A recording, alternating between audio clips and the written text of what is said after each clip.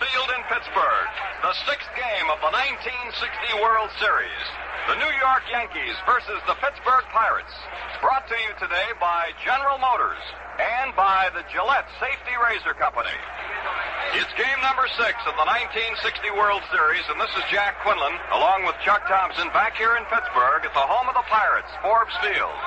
This is where this thrilling show began 1 week ago today, and now, a week later, the Pirates lead the New York Yankees in the series 3-2.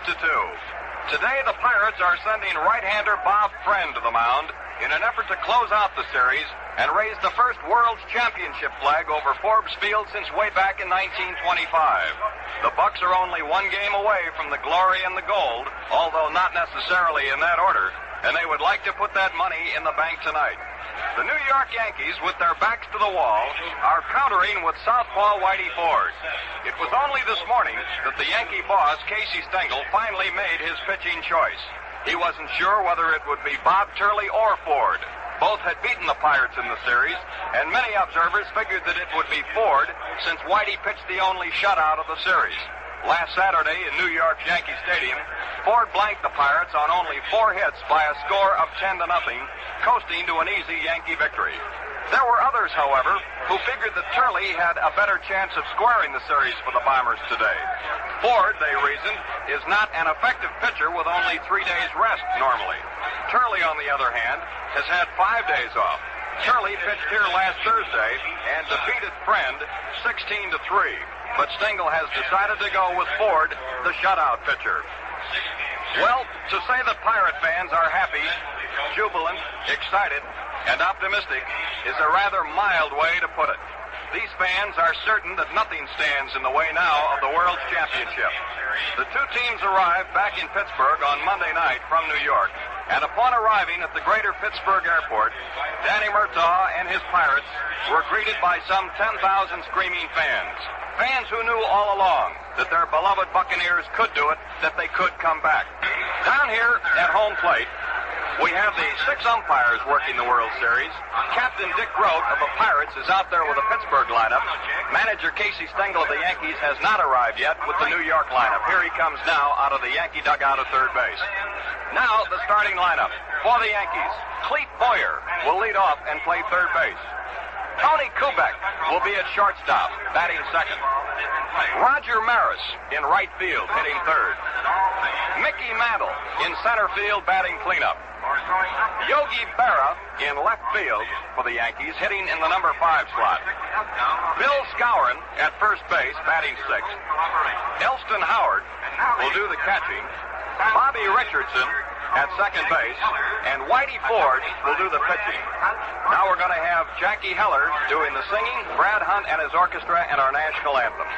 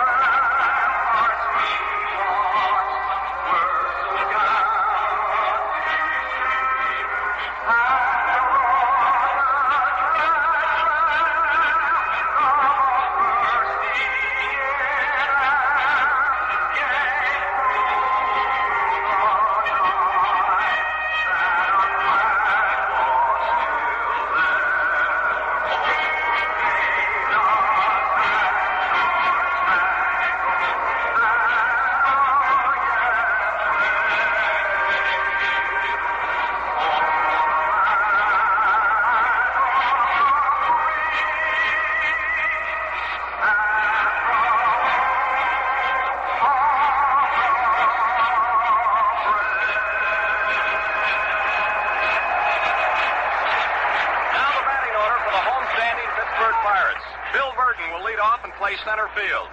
Dick Grote at shortstop. Roberto Clemente in right field. Dick Stewart at first base. Gino Samoli in left field. Hal Smith will do the catching. Don Hoke at third base. Bill Mazeroski at second base. And Bob Friend will do the pitching. Now, Whitey Ford has made 13 World Series starts. He has won 6 and lost 4 in his 13 starts. He has never won a World Series game away from Yankee Stadium. Ford has won all 6 of his victories at Yankee Stadium, and he's lost 2 in Yankee Stadium, and he's also lost 2 on the road. So Whitey is still looking for his first World Series win on enemy soil. Friend has pitched in only 1 World Series game. That was here at Forbes Field last Thursday. When he started, worked 4 innings, allowed 2 earned runs, and was charged with a 16-3 loss. We pause now 10 seconds for station identification. This is WGY, 810 on your dial, and WGFM, Schenectady. Here now is the umpire and alignment in this ball game at Forbes Field, game number 6. John Stevens of the American League will work behind home plate. He'll call the balls and strikes. Bill Jakowski of the National League will be at first base. Nestor Shylock of the American League at second base. Dusty Bogus of the National League at third. Stan Landis of the National League will be down the left field foul line. And Jim Honachek of the American League down the right field foul line. We have the Pirates poised over here in their dugout at first base. Here they come, led by Captain Dick Groth. The Bucs are taking the field. Now, to bring you the play-by-play report here in the first half of this ball game, number 6 in the 1960 World Series, the gentleman from Washington, D.C., Chuck Thompson.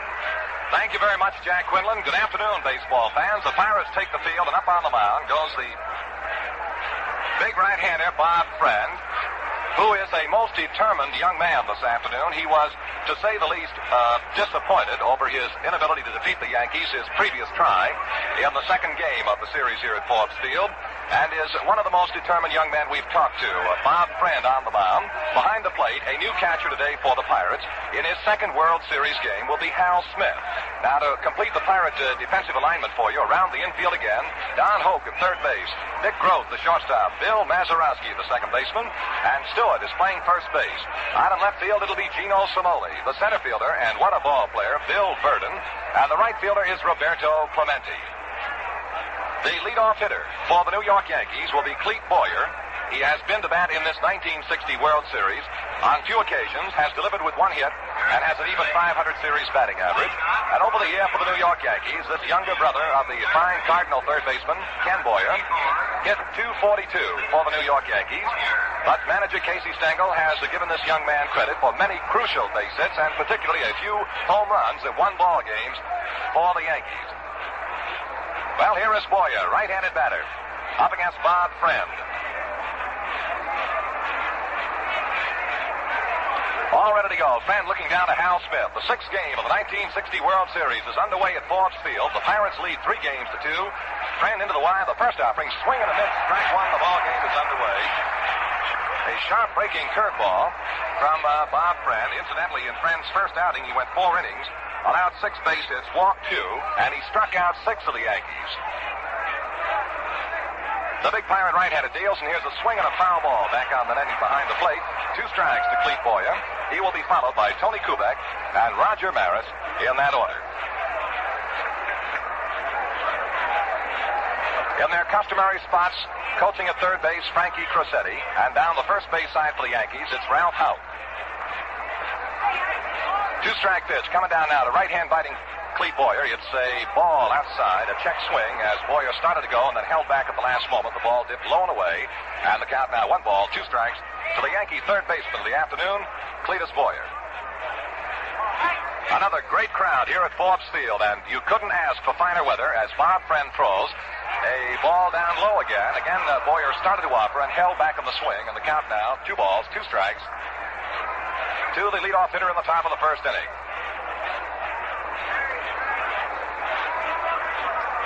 Now Friend looking down to Hal Smith for the sign. Into the move now, and the 2-2 pitch coming to Boyer. Here it is.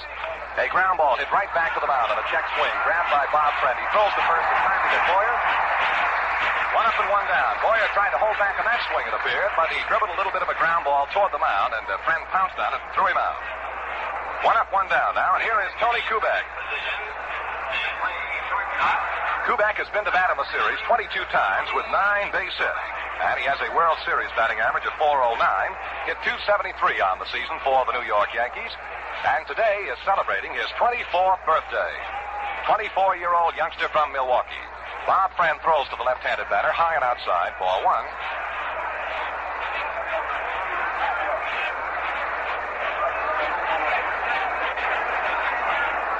Kubek has 1 double in the series and 2 runs batted in. Right back, here's a swing and a ground ball hit towards second baseman Mazeroski. He digs it out neatly, throws the first, 2 down.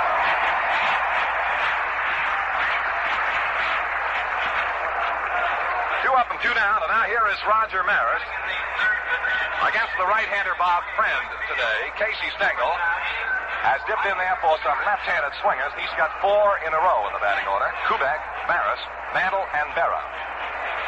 2 out, none on, top half of the first inning, left-hand batting Maris, with a batting average of .250 in the series, and he hit .283 on the year. Runner-up in the home run championship in the American League. Swings and a foul ball that's sitting right below our booth. Well, Jack Quinlan made a bit of a prediction prior to the ball game today. He said, the only thing I'll predict this afternoon, Chuck, is the fact that we probably are due for a foul ball right up here in the booth, and I thought we had it, Jack. 1 strike to Maris. Maris has hit 2 World Series home runs here in 1960. Friend all ready to go. He throws, swinging another foul ball back up over our booth and out of play. 2 strikes to the Yankee right fielder, Roger Maris. The Yankees have hit 8 home runs in the 5 previous games. Now, the home run record for a 6-game series for one club is also held, as you well might suspect, by the Yankees. They hit 9 in 6 games in 1953. They also hold the 7-game record, hitting 12 in 1956. 2 out, not on. And the 2-strike pitch coming down to Maris. A curveball just misses, and the count is a ball and 2 strikes. Sharp breaking pitch from righty Bob Friend. Mazeroski, the Pirates' second baseman, cut around to the first base side of the infield, backed up in the outfield grass, the outfield deep, and swung a little bit toward right field to Maris. Polk is kind of deep at third base and wide of the bag. Grote favoring second. A Friend into the move now. The 1-2 pitch is a curve down low again, and the count is 2-2. 2 balls, 2 strikes to Roger Maris. Leadoff hitter Boyer bounced out to the pitcher, Bob Friend. And then Kubek hit a ground ball to Mazeroski, the second baseman, and was thrown out.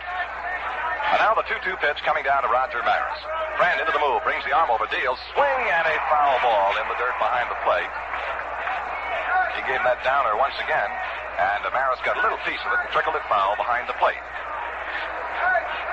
This series will be remembered, of course, for some of its great catches and the bombing of the Yankees, but I also think it might be remembered for the outstanding weather. You just couldn't have finer weather. Now the 2-2 pitch to Roger Maris. 2 out and on. Swing and a high pop foul behind the plate is going to be out of play back among the spectators. And a souvenir baseball.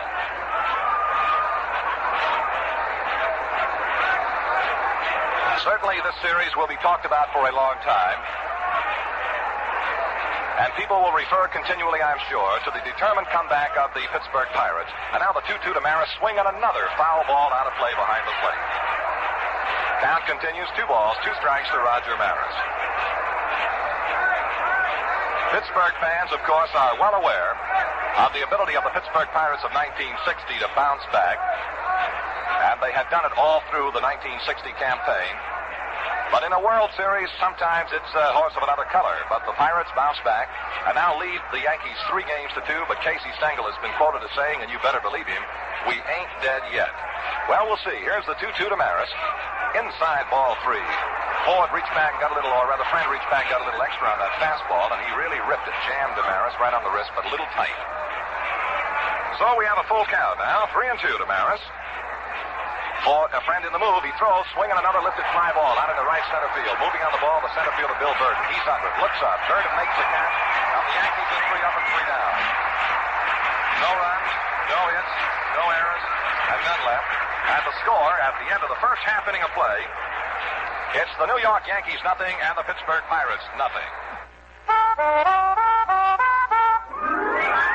Value and choice from GM. This year, General Motors offers you cars with more solid value built into them, more breadth of choice than you've ever known. Yes, it's Value and choice from GM.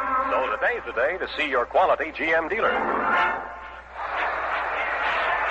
Well, fans, here's something that every motorist should know. Exclusive GM Guardian maintenance, which means factory-trained mechanics giving educated service with factory-approved parts and the most modern equipment. Take your car or truck to your GM dealer for Guardian maintenance. In the last half of the first inning, Bill Verdon will lead off for the Pirates, followed by Dick Grote and then Roberto Clemente against the southpaw Whitey Ford. Here in Forbes Field, in the two games that have been played here prior to this afternoon, 73,984 were in attendance. A total of 274,550 have seen the first 5 games. Here is Bill Verdon. Verdon, who hit 190 through the first 5 games, 21 times at bat with 4 base hits, and 3 of the 4 have been doubles, incidentally, has driven in 3 runs. And boy, it goes without saying that this fellow has cut off a few Yankee runs with his outstanding defensive play in center field. Verdon hit .264 in the regular season for the Pirates, left-handed batter, and Whitey Ford, the Yankee southpaw, into the move, deals a curve, and a strike is called by plate umpire Stevens.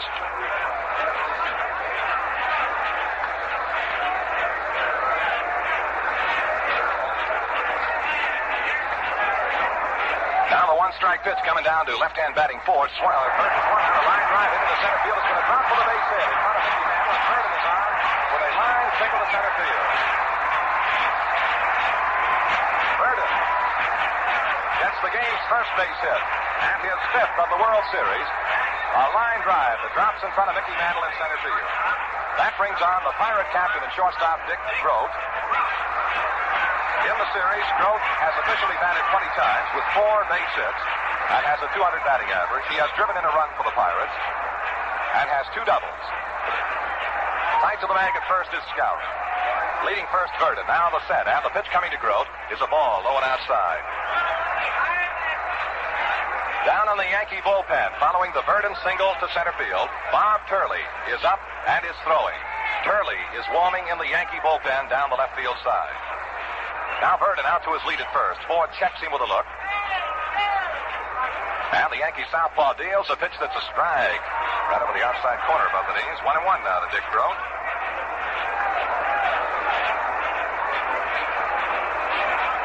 Elston Howard doing the catching here in the 6th game for the Yankees. Around the Yankee infield, Boyer at third, Kubek at short, second baseman Richardson, first baseman Skowron playing tight to the bag, guarding against the lead of Verdon. Now the 1-1 pitch coming down to Dick Grote. Ford with a long set, kicks and throws. He curved him and is cut fouled into the upper deck behind first base. Now the count is a ball and 2 strikes to Dick Grote. The Yankee outfield has Yogi Berra in left field, Mickey Mantle in center field, and Roger Maris in right. Coaching again for the Pirates today at third base, Frank Osiak, and down the first base side, it's Mickey Vernon. Whitey Ford, possessor of one of the best moves in baseball insofar as going to first base, naturally cuts down in the lead of Bill Verdon. Now the set by Ford, and the 1-2 pitch coming to Grote, swinging a ground ball off the first base side. To his left, Richards. He makes the throw to second base for 1 out. Back to first for the double play. A very quick Yankee double play. Richardson went slightly to his left, made the grab, and wheeled his throw to Kubek. That forced Verdon coming down. Kubek's return throw to Skowron at first was in time to retire Grote, and the Yankees have come up with a double play. Second to short, back to third. 2 out and none on in the Pirate half of the first inning. No score. The Yankees in the top half of the inning with 3 up and 3 down. And now with 2 out and none on, here is Roberto Clemente, right-hand batting Pirate right fielder. Clemente hitting .286 in the World Series today. He hit .314 in the regular year for Pittsburgh. 4 throws. He curved him low inside. Ball 1. Bobby Richardson, the Yankee second baseman, is also back a couple of steps on the outfield grass. And he's pulled around a little bit toward the bag at second. And the 1-0 pitch is a slow curve. Hit down the right field line. It's fading. Is it fair or foul? It is a foul ball at the last moment. Way up there in the upper deck in the right field corner. Golly, that was surprising. I didn't realize at first that Clemente had the ball hit quite so well. But it zoomed in foul territory in the upper deck. A long foul ball. 1 ball, 1 strike now to Clemente. It is 300 feet down the right field foul line here at Forbes Field in Pittsburgh.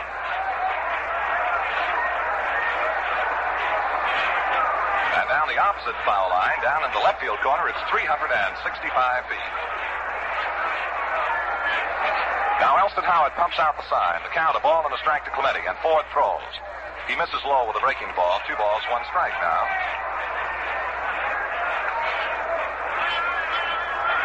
Clemente on the air for the Pirates, knocked in 94 runs.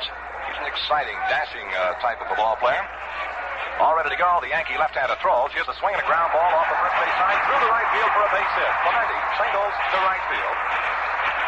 And the Pirates have picked up their second hit off Whitey Ford here in the first inning. 2 out. Clemente at first, and the batter is going to be Dick Stewart.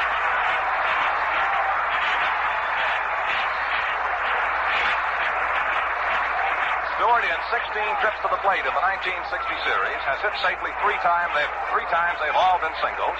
He has yet to drive in a Pirate run, and he'd like nothing better, of course. Over the year, however, Stewart knocked in 83 runs for the Pirates. 2 out. Clemente, the runner at first base, scouring tight to the bag. And Ford leaning in now to pick up the sign from Elston Howard. Big, tall, powerfully built right-hand batting Dick Stewart waiting. The pitch is outside. Ball 1. Well, this is the afternoon. The Pirates, of course, are hopeful of winning it all. And needless to say, the Yankees today have got to win, or there's no tomorrow. 1 ball, no strikes to Stewart. 2 out. Clemente, the runner at first base for the Pirates. No score in the ball game in the last half of the first. Now the 1-0 pitch coming down to Dick Stewart. Here it is. Curve. Big swing and a miss. Strike 1. Ford gave Stewart the slow curveball, and the big fella gave it a quick swing and couldn't find it. 1 ball, 1 strike to Stewart.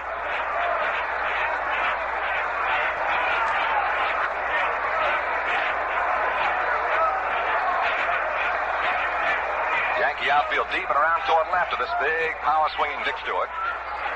And boy, he can hit the ball about as far as anyone in baseball today.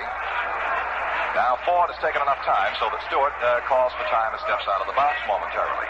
Back in again. Count 1 ball, 1 strike, 2 out. Clemente, the runner at first. No score in the ball game. Ford ready to go now. The 1-1 pitch to Stewart. Long wait now. The throw. Strike. He got a good quick breaking ball over the outside corner above the knees. 1 ball, 2 strikes to Stewart. Well, this is certainly the kind of a ballpark that you'd have to call a pitcher's ballpark, one of the biggest in the major leagues. Only center field at Yankee Stadium is any bigger.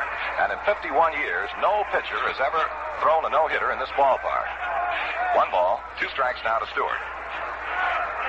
Clemente with a good lead at first base. The set by Whitey Ford. The pitch coming to Stewart is a ball inside high. Ford kind of started off the third base side of the mound, thought he had a good pitch. And it was pretty close, but plate umpire Stevens said,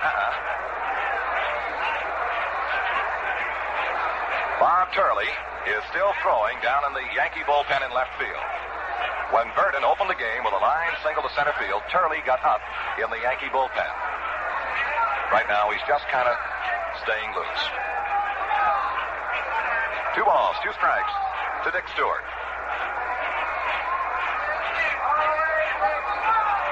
Ford all ready to go into the abbreviated stretch. The left-hander sets above the belt. Now kicks and throws. Ball 3 is up high. Fill the count now. 3-2. The Pirate first baseman, Dick Stewart.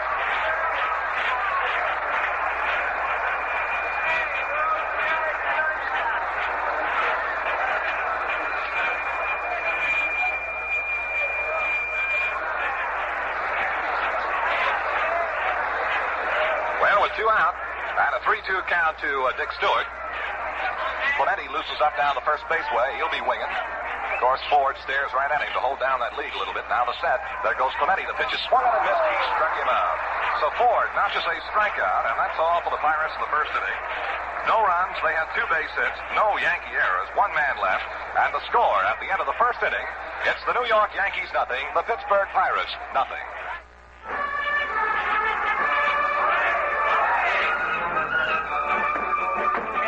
Stokes, why do you drive into the bull ring? Matador, I just couldn't wait to show you this Chevrolet.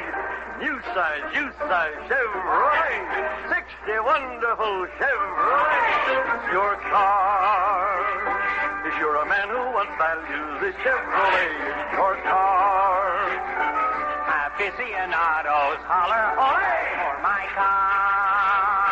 It has power and sweep and comfort, of course. Chevrolet's my car, or I'm a picador's horse. Chances are you'll find your new car at the end, 'cause there's more to choose from.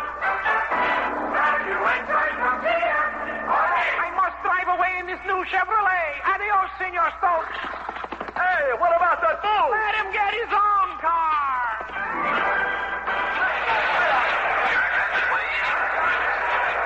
To lead off for the Yankees in the top half of the second inning, here is center fielder Mickey Mantle. Mantle having a tremendous series, particularly as a right-handed batter. His overall series average is .375. He has hit 3 home runs, has driven in 7.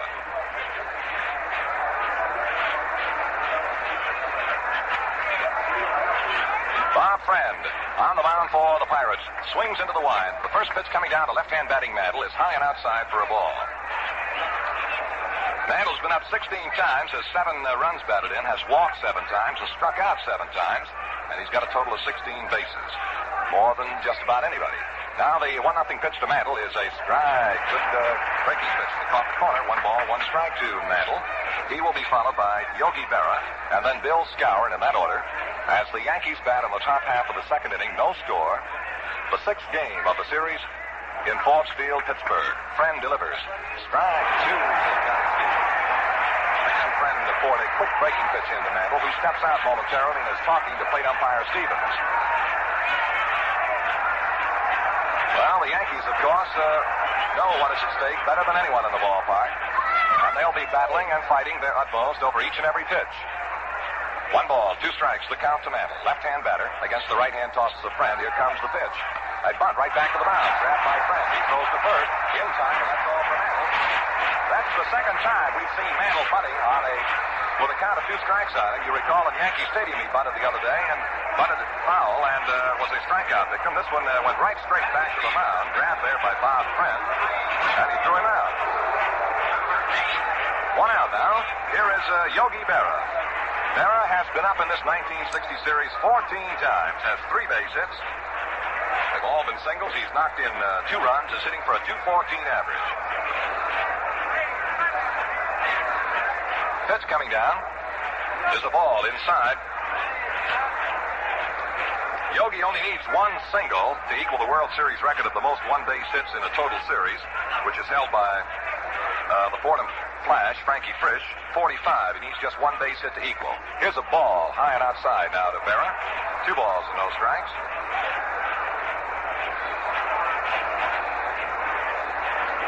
1 away. None on. Yankees at bat in the top half of the second inning. No score here at Forbes Field. Bob Friend throws, and Berra looks. It's low inside at ball 3, and Hal Smith kind of shakes his head a little bit at Bob Friend.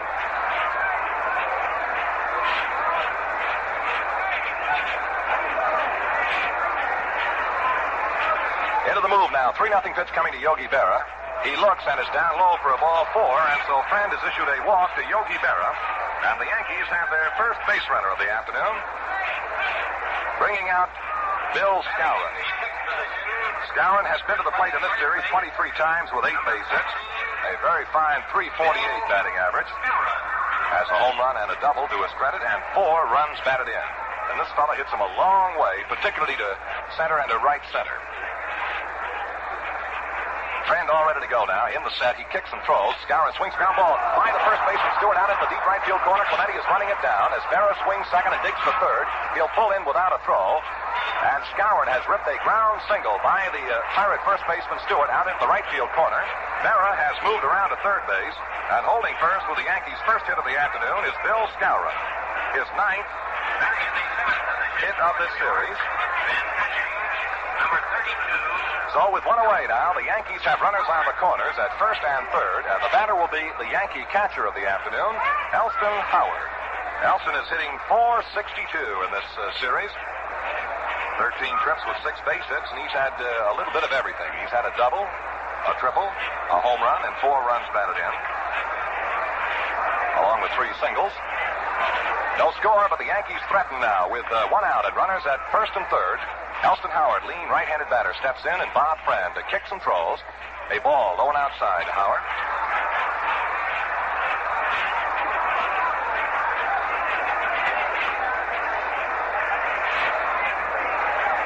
In the course of the season, Bob Friend made 37 starts for the Pirates and completed 16 ball games. Now the 1-0 pitch coming to right-hand batting Howard. He swings and misses. Friend showed him that curveball again. 1 ball, 1 strike.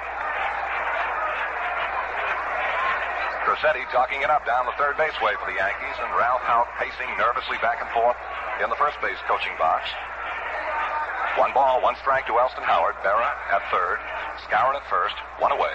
Now the 1-1 to Howard is a ball. He started to go and then held back on the swing. Took the pitch high. And the count is 2 balls, 1 strike. Jack Quinlan just points out Casey Stengel is right up there on the top step of the Yankee dugout down the third base way, eagle-eyeing every pitch. Now the 2-1 coming to Howard. It's strike 2 call as a quick pitch, probably a slider. Seemed to be moving away from the right-hand batting Howard. Caught the outside corner, 2 balls and 2 strikes.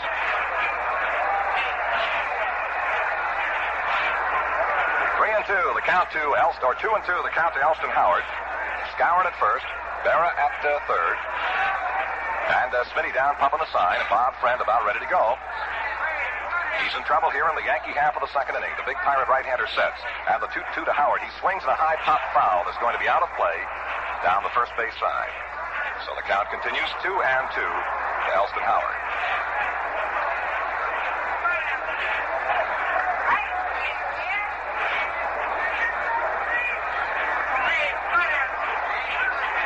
Man will open the inning attempting the bunt. Was thrown out by pitcher Bob Friend to walk to Yogi Berra, and then Skowron singled to right field, and Berra took third. The count now 2 and 2 to Elston Howard. And here's Friend all ready to go. He throws a pitch that's inside, and it's hit to Howard. He tried to fall away. The ball rolled all the way down the first base side, and here is Murtaugh coming out, and he may be protesting. The ball hit the bat, but Elston Howard shows John Stevens, plate umpire, the hand. And he has been hit on the throwing hand, on the right hand, which incidentally was injured, you know, in the closing series of the year between the Yankees and the Senators. So Elston Howard has been hit by the pitch. Down to second base goes Bill Skowron. On at first will be Elston Howard. Now the batter with the bases loaded will be Bobby Richardson. And no one needs to be reminded about what this little fella from Sumter, South Carolina did with the bases loaded in Yankee Stadium. Richardson has driven in 9 runs in 5 games. Now, the record for runs batted in 6 games in a World Series is held by Ted Kluszewski of the Chicago White Sox, who knocked in 10 last year. And the record for runs batted in a 7-game series belongs to Yogi Berra, and it also is 10 runs batted in. And Richardson has 9 right now. Elston Howard is going to the dugout. It appears that he will not be able to continue as he moves down into the runway back to the Yankee clubhouse. And Stengel now has gone to the Yankee dugout off the third base side. And we'll have a runner coming out for Elston Howard.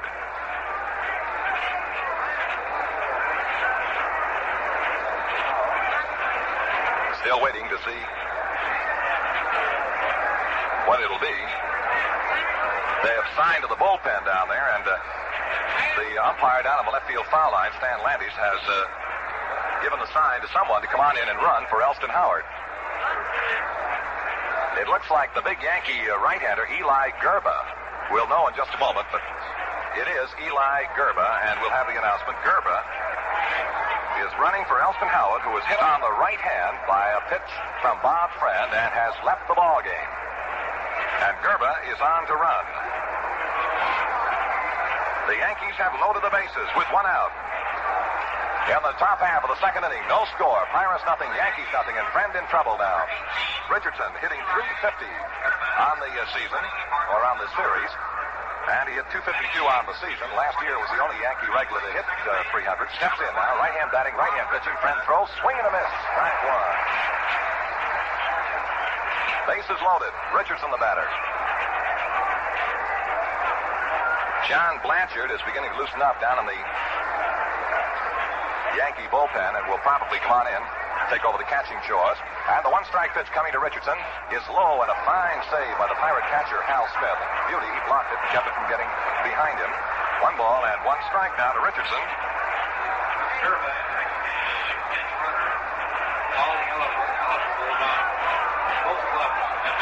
Now the 1-1 pitch coming down to Bobby Richardson. It's a pitch too high and outside, Bobby. For a ball, 2-1 now. Activity in the Pirate bullpen down on the right field corner. Tom Cheney and Vinegar Bend Mizell. Mizell and Cheney are warming in the Pirate bullpen in right field. A count, 2 balls, 1 strike to Richardson. Bases loaded, 1 out. The pitch. Swinging a fly ball, well hit into center field. Coming in is Verdon. Tagging up at third is Berra. Here's the catch by Verdon, and Berra starts to the plate and then decides to go right back to third base. No chance to come in.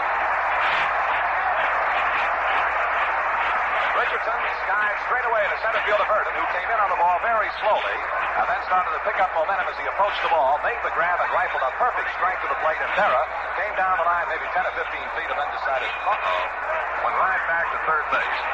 So there are now 2 out. In the Yankee half of the second inning, the bases remain loaded, and the batter will be pitcher Whitey Ford.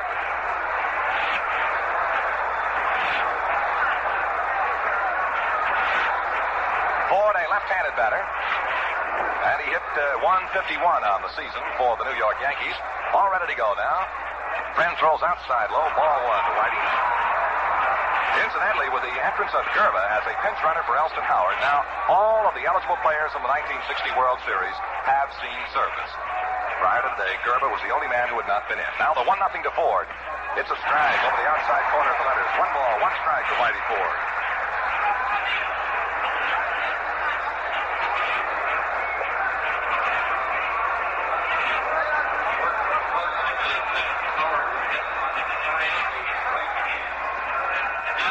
Now the 1-1 pitch to the Whitey Ford is down low for a 2. Trying to pick up that announcement on the injury to Elston Howard. We'll give it to you in just a moment.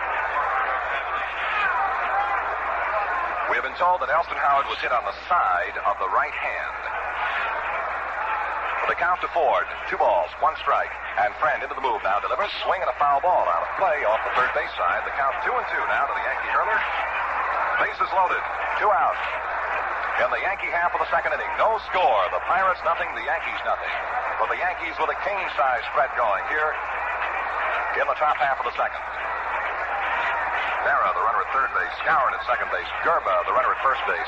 Friend into the move. The 2-2 to Ford. Ground ball knocked down by Ford on the third base side of the mound. He races over, picks up, throws to the plate. It is not in time, and Berra scores. A sharply hit ground ball off the third base side of the mound was knocked down by Bob Friend. He raced to the third base side, made the pickup. The only play possible was try and force Berra at the plate. He threw, but not in time. And so the run will score, and the Yankees lead 1-0. All runners move up.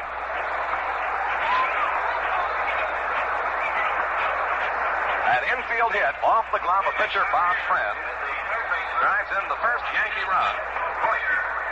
It's 1-0 now. Ford is on at first base. Gerba down to second and Skowron over to third. And the top end of the batting order, Cletus Boyer. In the first inning, Boyer bounced out to pitcher Bob Friend. Ford stung that ball, hit it sharply off the third base side of the mound. Friend backhanded the ball. It was too hot to handle. By the time he recovered and threw to the plate, Berra had scored. The pitch, swing and a miss. Strike 1. 2 out. Bases loaded. Yankees lead 1-0 in this top half of the second inning.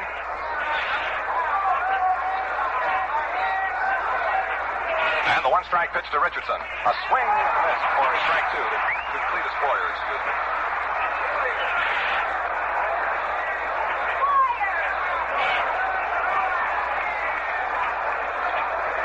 Boyer waiting the 2-strike pitch from Bob Friend, who wastes no time. And the Pirate right-hander throws. Struck him out. Swing and a miss, and Boyer goes down. So the Yankees in the second inning get 1 run. On 2 base hits. No Pirate errors, and 3 Yankees are left on, and the score at the end of an inning and a half, it's the New York Yankees 1, the Pittsburgh Pirates nothing. Value and choice from GM. Take the great new Oldsmobile for $61. The action line in performance and design. Only Olds has new Hydromatic with accelerator action and new high-performance Skyrocket engines. There's a rocket for every pocket in 61. See the full Oldsmobile action line at your quality Oldsmobile dealers. Stop in and see the new Oldsmobile today. We pause 30 seconds for station identification. Are you mixing with the best? Saratoga Vichy with the yellow label. With the yellow label. There's more enjoyment in the game, more enjoyment in the glass when it's filled with refreshing Saratoga Vichy, the genuine Vichy with a yellow label. Always ask for it by name, Saratoga Vichy. Saratoga Vichy. Yellow label. Saratoga Vichy. Yellow label. Saratoga Vichy. WGY, WGFM, Schenectady.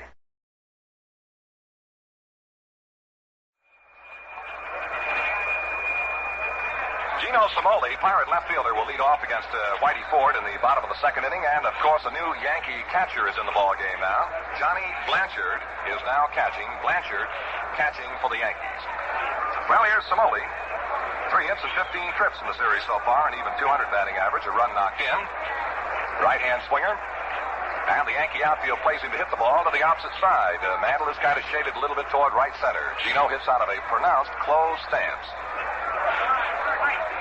All ready to go. Whitey Ford throws. Cimoli swings and fouls it away. Out of play. Strike one to Gino.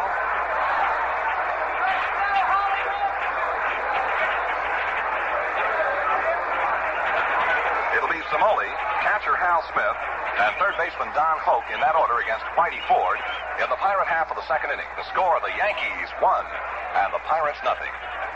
The left-hander throws. He's up high and away with this one, and the count evens 1 ball, 1 strike to Cimoli.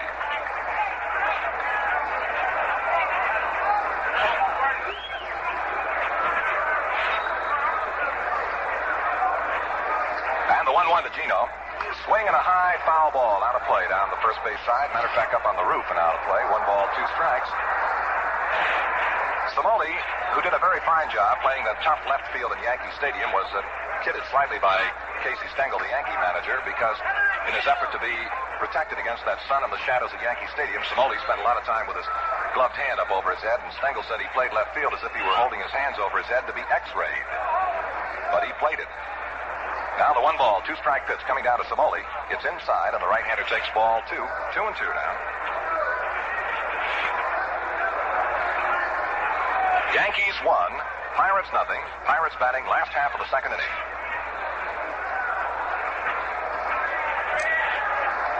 Now Ford into the move, and the 2-2 pitch coming to Cimoli. Swing and a ground ball off the third base side. Charging Cletus Boyer. Has on a belt high hop. Throws to first in time to get Cimoli. And that'll be the first out of the inning as Gino Cimoli grounds out to third baseman Cletus Boyer. That'll bring on Hal Smith, who is looking for his first World Series base hit. Played in 1 previous game, came up 3 times without a base hit. Over the year for the Pirates, this right-hand swinger hit .295 and knocked in 45 runs. And normally he's hit Whitey Ford pretty well. The pitch coming down is a breaking ball, but it fails to come over. Ball 1. When Smith was in the American League with the Baltimore Orioles and the Kansas City Athletics, he enjoyed fair success against Whitey Ford. And the pitch, swing and a ground ball, sharply hit in the hole. Base hit to left field. Berra moving over to field the ball, and Smith is on with a ground single between short and third. So with 1 out and a runner at first base, here is Don Hoke, who gets a tremendous ovation from the Pirate fans at Forbes Field. Don is hitting .278 in the series today with 5 hits and 18 trips, 2 doubles, and 3 runs batted in.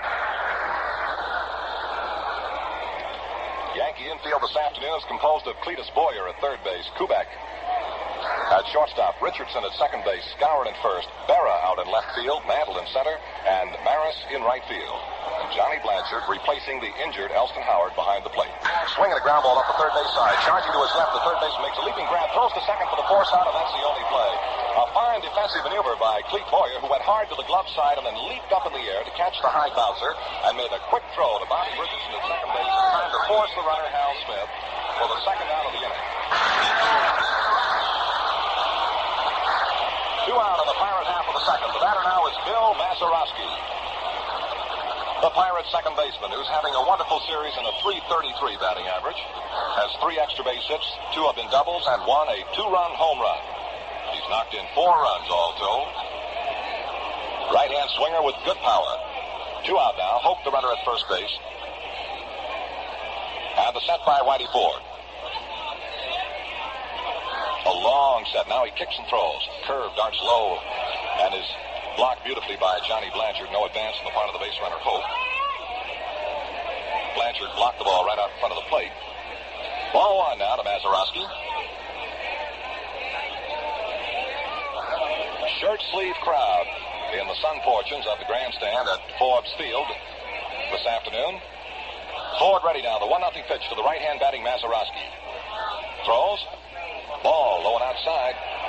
2-0 now to Mazeroski.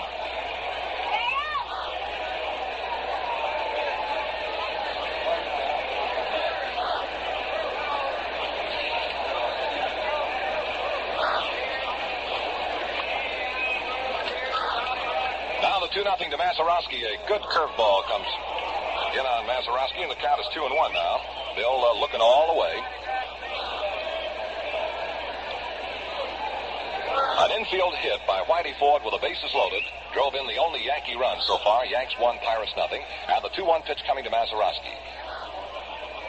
He swings a long drive hit deep to center. Mantle going to his right, backing up, looks up and makes the grab. A well-hit line drive into center field, caught by Mickey Mantle for the final out. And in the Pirate half of the second inning, no runs, 1 base hit, no Yankee errors, a man left in the score. Now at the end of 2 complete, it's the Yankees 1 and the Pirates nothing.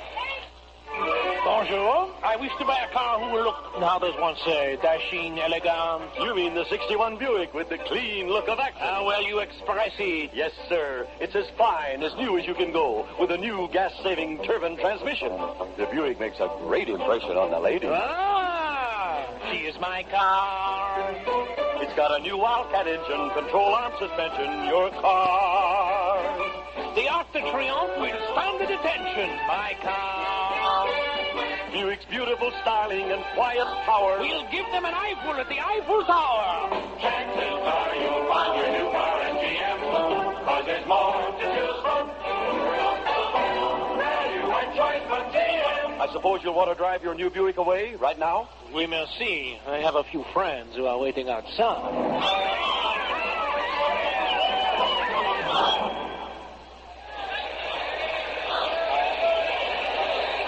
Off for the Yankees here in the third inning. It'll be Tony Kubek. In the first inning against Bob Friend, he bounced out to second baseman Mazeroski. Kubek, Maris, and Mantle are the scheduled 3 against Bob Friend in the top of the third inning. And the Pirate righty goes to the line now. The first pitch to the left-handed batter is cut on and fouled in the dirt at the plate. Strike 1. Bob Friend, National League player representative.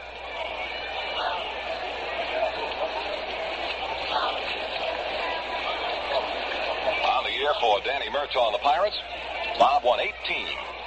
Now the 1-strike pitch to Kubek. It's in there. Strike called. 2 strikes to Kubek. 24 years old today. You'd have to say he's got quite a future in baseball. Matter of fact, he's had a couple of pretty good past years, too. Now Friend into the move. The 2-strike pitch is inside, and it nicked Kubek. He is hit by the pitch. A sharp-breaking curveball that broke down and in on the left-handed batter. Evidently hit him on the leg. And so Friend now is hit 2 this afternoon. Kubek is on, hit by the pitch. The last man he hit, of course, in the second inning was catcher Elston Howard. Hit him on the side of the right hand. You might call it like the heel of the hand. And so Kubek takes first now with none out, and here comes Mantle, who flied out, or Maris, who flied out to the center fielder Burton in the first inning. Mantle up in the on-deck ring, Maris waiting, and here's Friend's first offering now to Roger Maris. Swinging a foul ball out of play. Strike 1.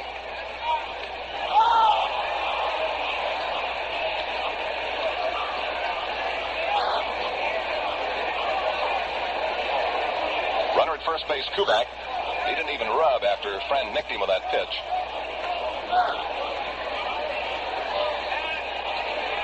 Now Friend all ready to go. The 1-strike pitch coming down to Roger Maris. Here it is. Swinging a long drive hit deep into right field. Clemente goes back to the wall, and this one is off the screen. Good for extra bases. On his way to third goes Kubek. Maris is racing for second and slides in with a double.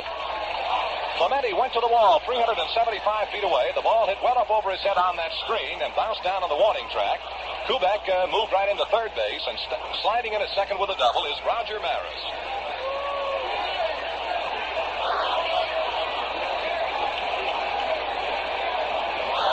For Roger will be his 6th hit of the series, his first double. He's had 2 home runs. And now with Yankee runners at second and third,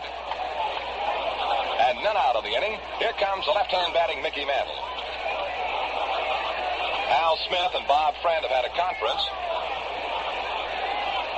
And down in the Pirate bullpen now, Mizell and Tom Chaney go to work. And Friend's first offering to Mantle is swung on a high pop fly down the third base side. It may be a foul ball. Chasing to the seats is third baseman Hope, but it's way back in there. Almost 20 rows in. A foul ball, strike one to Mickey Mantle.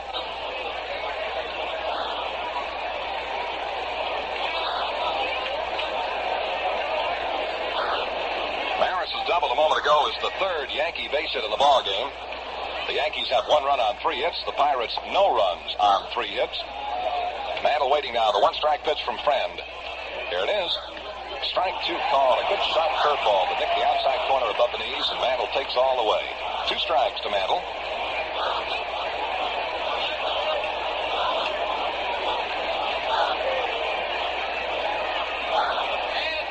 Friend all ready to go again into the full wide. The 2-strike pitch coming down to Mantle. He swings a ground ball right back through the middle. Base hit to center field. That'll score Kubek. And behind him here comes Roger Maris. And the Yankees are out in front by a score of 3-0. As Mantle has knocked in runs number 8 and 9 of this 1960 World Series. Kubek scores a second run. Maris the third run. And for Mantle, that's his 7th base hit of the series.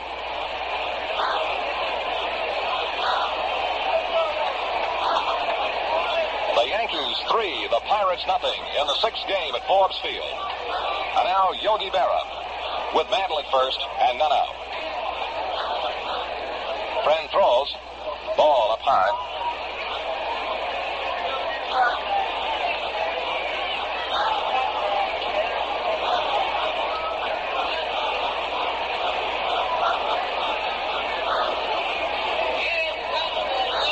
Pirate right-hander into the set. He throws a pitch over the outside corner, and the count now levels at a ball and a strike to Berra. Yogi looking back, having a little conversation with plate umpire Stevens. Of course, Yogi loves to talk to people up there. Now the 1-ball, 1-strike pitch coming down to Berra. Mantle the runner at first with none out. 3-0 Yankees. The pitch, swing and a miss as Friend broke the curveball. 1 ball, 2 strikes to Berra.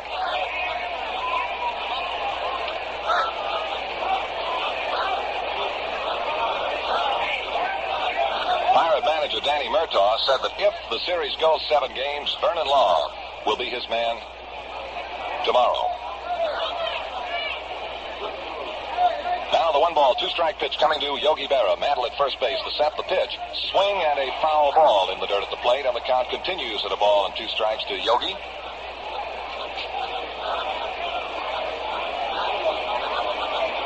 Stengel has said that this man has contributed more to Yankee baseball in recent years than anyone other than Joe DiMaggio. 1 ball, 2 strikes to Yogi. 3 runs have scored this afternoon for the Yankees. 2 in this 3rd inning and 1 in the 2nd. They lead it 3-0. The 1-2 pitch coming to Berra. Swinging a ground ball foul, bouncing into the box seats behind first base. Pirate infield, of course, up a couple of steps in double play depth.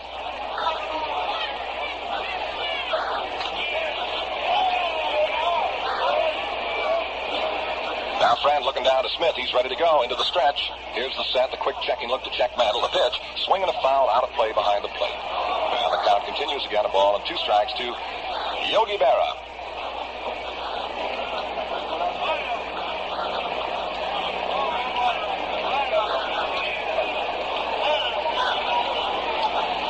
Bob Friend, the Purdue grad, as a matter of fact, joined a father and 5 brothers and sisters as Purdue graduates. Trying for his first World Series win, trailing in the ball game 3-0. The 1-2 pitch to Berra. There goes Mantle. Pitch is swung on a ground ball by the second baseman out into center field for the base hit. Mantle is on his way to third. Is hurt and bobbled the ball. Mantle comes to third and they hold him up there. Verdon juggled the ball momentarily at center field, and Mantle started to go around third base, and Crescetti put on the brakes. Mantle off to third base on the single into center field by Berra, and out of the Pirate dugout now comes Danny Murtaugh. Murtaugh headed for the mound to have a talk with Bob Friend. Well, in his first outing in the 1960 series this year, Friend went 4 innings and allowed 6 base hits. The He has pitched 2 innings now and to 4 men here in the 3rd inning, and has allowed a total of 5 Yankee base hits. And it looks as though we're going to make a pitching change, or Murtaugh is going to change pitchers right now. So the starter, Bob Friend, today goes 2 full innings and pitches to 4 men in the 3rd inning. Allows a total of 5 Yankee hits. He walked a batter, hit 2, struck out 1, and is charged with 3 Yankee. Mantle at 3rd and Berra at 1st are also the responsibility of the departing Bob Friend.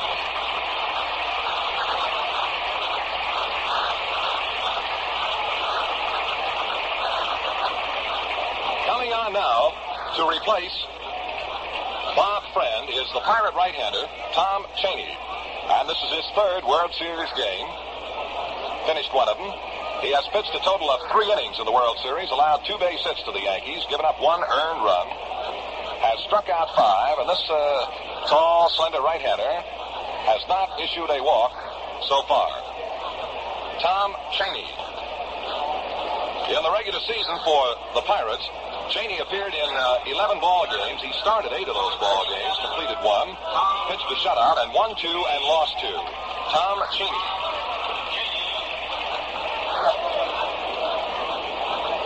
And the first batter to face Cheney will be the right-hand batting Bill Skowron. Berra, the runner at first base, Mantle, the runner at 3rd. Well, walk to Yogi Berra in the 2nd inning started Bob Friend on the uncomfortable row because Skowron then singled to right field, and Elston Howard was hit by the pitch to load the bases. And then Ford had an infield hit off the glove of pitcher Bob Friend to allow Berra to score from 3rd with the first Yankee run. Then he hit Kubek to start this inning, a double by Maris, single by Mantle, and a single by Berra. And runners at 1st and 3rd now with none out, and here's Cheney's first offering to Bill Skowron. It's too high for a ball.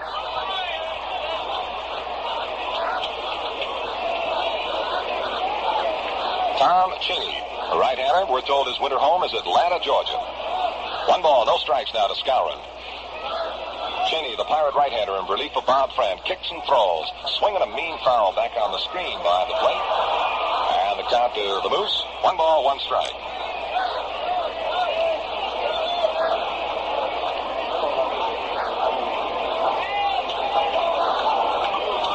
This 25-year-old right-hander broke into baseball with Albany of the Georgia-Florida League in 1953.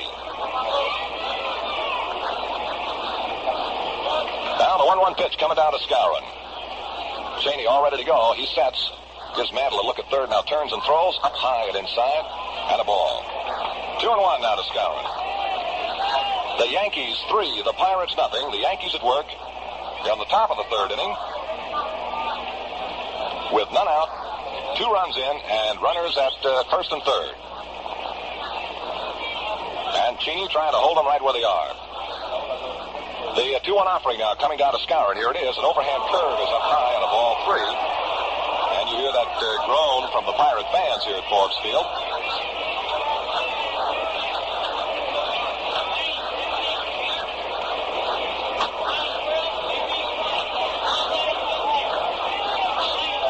Three balls, 1 strike to Bill Skowron. Tom Cheney in relief of Bob Friend, now ready to go. Here comes the big one down to the Moose. The set and the 3-1 to Skowron.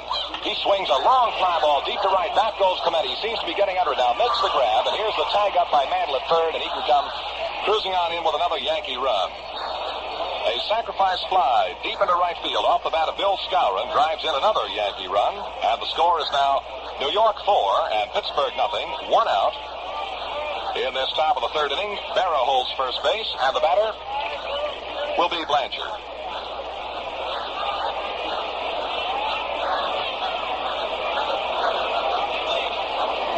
Johnny Blanchard stepping in now. He has 1 hit and 3 trips. Cheney all ready to go with a quick look to check on Yogi over there at first base. He throws, swinging a line drive base hit to center field. Coming into the ball is Bill Verdon. Holding second is Berra on the single to center field by Johnny Blanchard. We have the southpaw Mizell throwing down in the Pirate bullpen in the right field corner. That's the fourth Yankee hit in this inning, and their sixth hit in the ball game.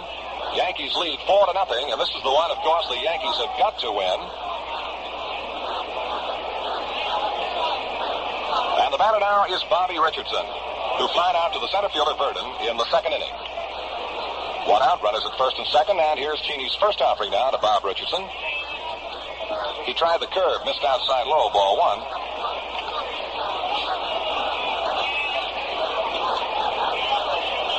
Kind of quiet in Forbes Field, and understandably so, with the Yankees leading 4-0.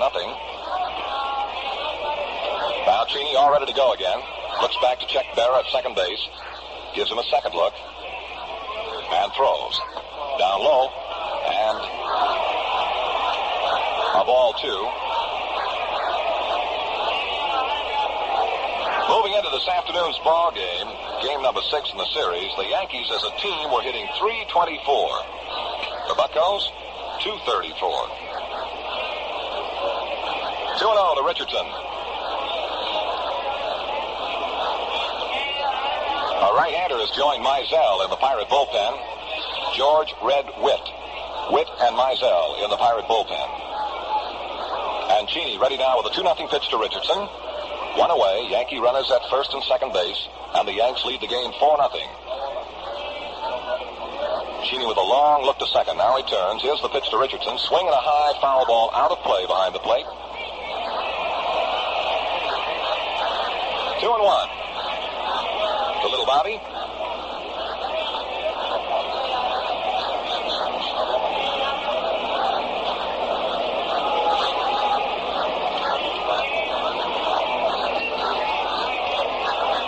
And the 2-1 pitch coming down to Richardson. Mazeroski bothering Berra out there at second. A long fly ball deep to left field. Back goes Samoli, still going back. And it is over his head and off that scoreboard in deep left field. Good for extra bases. Berra's going to score. Blanchard is coming around third. He's coming on in. Down to third base goes Bobby Richardson with a stand-up triple.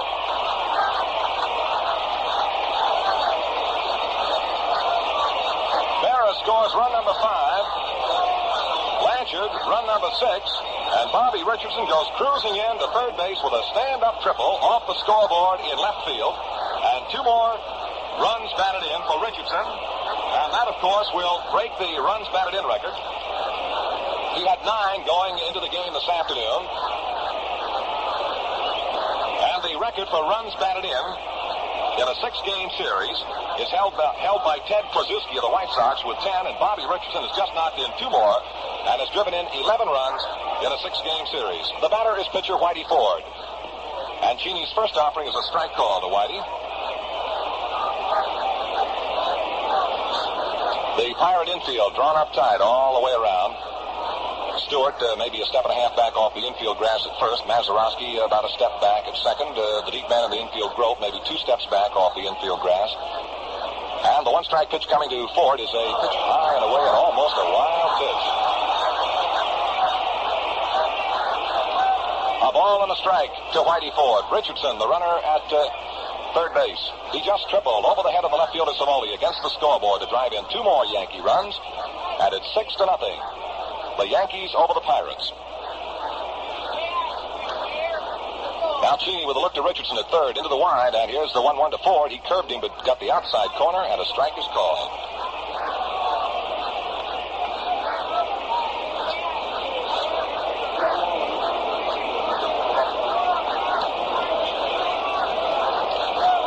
We mentioned that Stengel was up on the top step of the dugout down the third baseway. Now he's almost out of that dugout.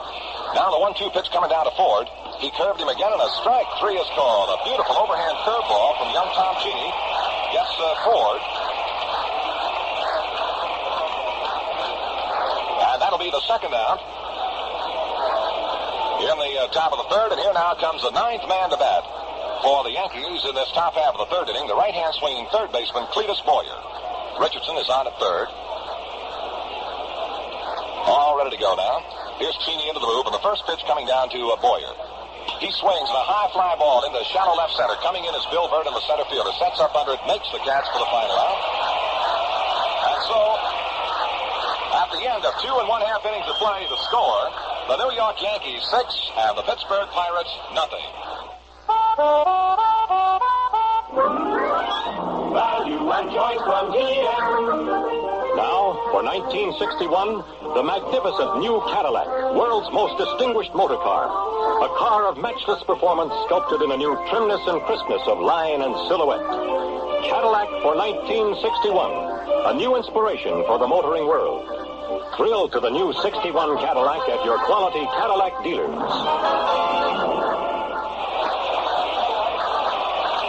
Stop in and see the new Cadillac today. We pause 30 seconds for station identification. Are you mixing with the best? Saratoga Vichy with the yellow label, with the yellow label. The famous World Series demands a famous name in Vichy. Genuine Saratoga Vichy, the world's greatest mixer. Extra lively, extra dry. Saratoga Vichy always tastes best. Be sure to ask for it by name. Saratoga Vichy. Saratoga Vichy. Yellow label, Saratoga Vichy. yellow label. Saratoga Vichy. WGY, WGFM, Schenectady.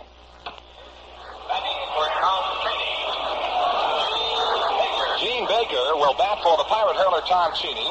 In this last half of the third inning, Whitey Ford throws. The right-hand swinger takes the ball down low and inside. Baker has been in 2 ball games as a pinch hitter, batted twice without a base hit. Gene Baker, right-hand swinger. Ford into the move now. The 1-0 pitch. Swinging a long fly ball deep down the left field line. It's fading. It's going to be a foul ball. Baker had that one hit and had it hit plenty good. He did not hit a home run in the entire year for the Pittsburgh Pirates. Batted .243. Played in about 33 ball games. Drove in 4 runs. Gene Baker, right-hand swinger. Now a Ford all ready to go. The 1-1 offering is a curve and a strike is called. 1-2 now to Baker, batting for Tom Cheney.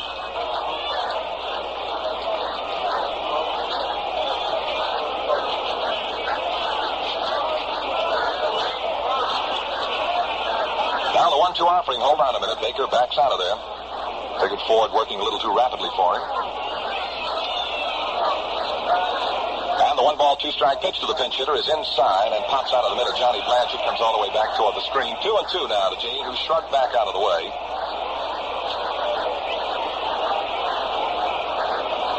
Now little Bobby Richardson of the New York Yankees. Now the 2-2 pitch coming to Baker. Swinging another foul ball of the dirt behind the plate, and the count continues 2-2. Is having a tremendous World Series. He has knocked in 11 runs in the 6 games of the 1960 World Series. And in the entire year for the Yankees, Bobby only knocked in 26 runs. Now the 2-2 pitch coming to right-hand batting Baker. A curve is cut out and missed. Strike 3. Baker, the pinch hitter, goes down swinging. And Ford notches another strikeout, his second of the ball game, and that brings on the top of the batting order. Left-hand batting center fielder Bill Verdon, who singled to center field to open the Pirate half of the first inning and then was doubled up when Grote hit into a very quick Yankee double play. Yankees 6 runs on 7 base hits. The Pirates no runs on 3. The pitch coming down to Verdon is a curve, but it misses the outside corner, ball 1.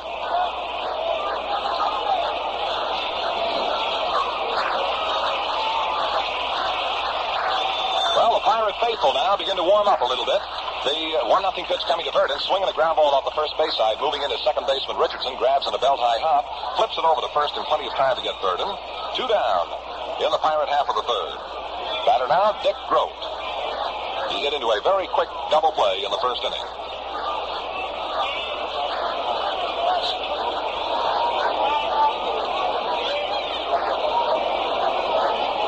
Well, the Yankees have given their starter Ford a 6-run cushion to work with, and Ford throws low inside to the right-hand batting Grote, ball 1.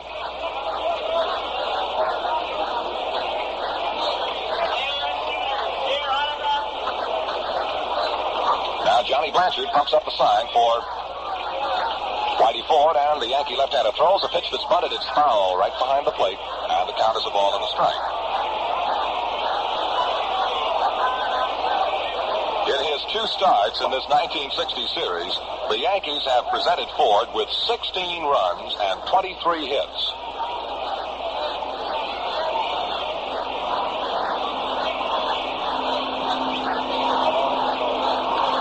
Ford into the line. The 1-1 offering coming to Grote. Swinging a ground ball foul just outside at first, and a mean ground foul that bumped up into the box seats and then came right back out again. So the count to Grote, 1 ball, 2 strikes.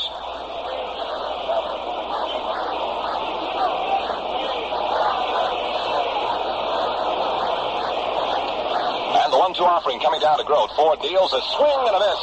A strike 3. Grote goes down on a curveball that hooked in right over his shoe tops. No runs, no hits, no errors, none left.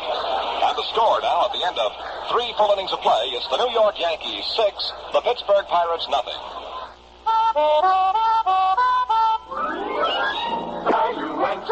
There's nothing like a new car. And this year, GM gives you more value, more cars to choose from, more new models that set a new standard of reliability.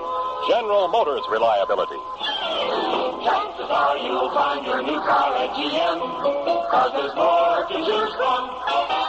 Value and choice from GM. Today's the day to see your GM quality dealer.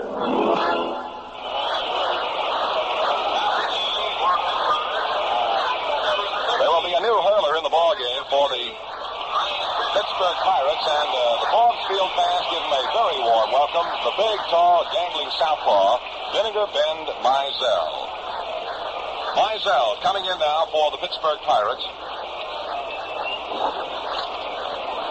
And he has made 1 previous start in the series, pitched a total of a third of 1 inning, and allowed 3 base hits and 4 runs.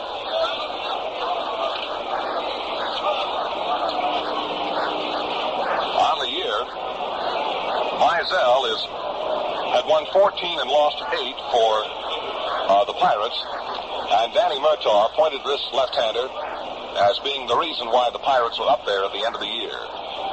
He came on and did a tremendous job for Pittsburgh. Well, it was Mizell who started the ball game in Yankee Stadium the afternoon, game number 3, that the Yankees went on to win by a score of 10-0. The Yankees got off to a flying start with a 6-run first inning. Well, they've had a 5-run third inning here in this game number 6.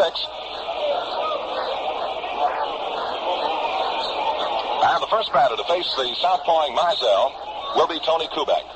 The big left-hander throws, swing and a fly ball well hit to right. Back on the ball is Clemente waiting now. He makes a best pocket catch to retire Kubek for the first out in the Yankee half of the 4th inning. Roger Maris stepping in now. Maris flied out to center of the first inning, and then he doubled into right field in the third. Ford and Skowron have each driven in a run for the Yankees. Mantle has driven in 2, and Bobby Richardson 2. Mizell throws. Strike called Roger Maris. Mizell's got that kind of a windup. You could say he kind of spreads out all over the mound. Tremendous leg action, and that hand of his dips down, almost touches the ground. Now the 1-strike pitch is up high and a ball, 1-1.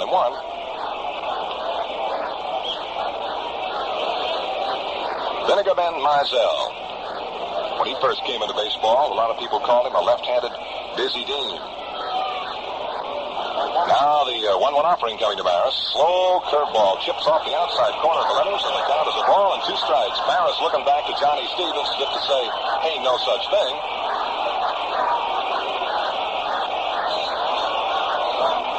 1 ball and 2 strikes. Maris still not ready to stand in there. He's having a few more words with Stevens. The Yankees 6, the Pirates nothing. Yankees batting top of the 4th, 1 out and none on. And Maris waiting now the 1 ball, 2-strike pitch from Vinegar Bend Mizell, the 3rd Pirate hurler of the afternoon.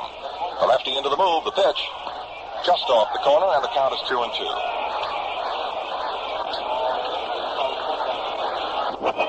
Now the 2-2 coming down to Maris. Curveball is cut on, popped up foul off the third base side. Chasing his catcher, Hal Smith, over near the box seat railing.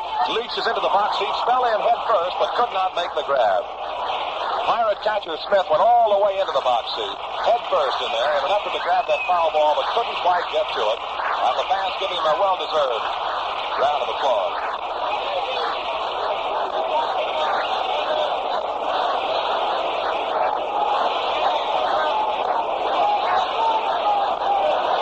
So the count continues at 2 balls, 2 strikes to Roger Maris, 1 out, none on. in the Yankee half of the fourth inning. Now Mizell ready to go. He works. Look out, low bridge, and down goes Maris. He ripped one right up underneath his chin. 3-2.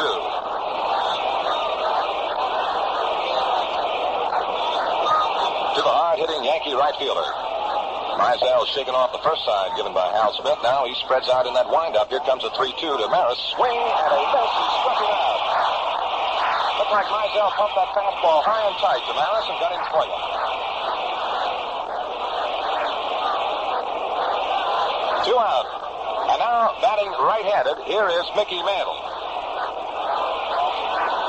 He's got 3 home runs in this 1960 World Series, and has hit some tremendous clouds as a right-handed batter. The pitch is a curve up high and a ball 1 to Mickey.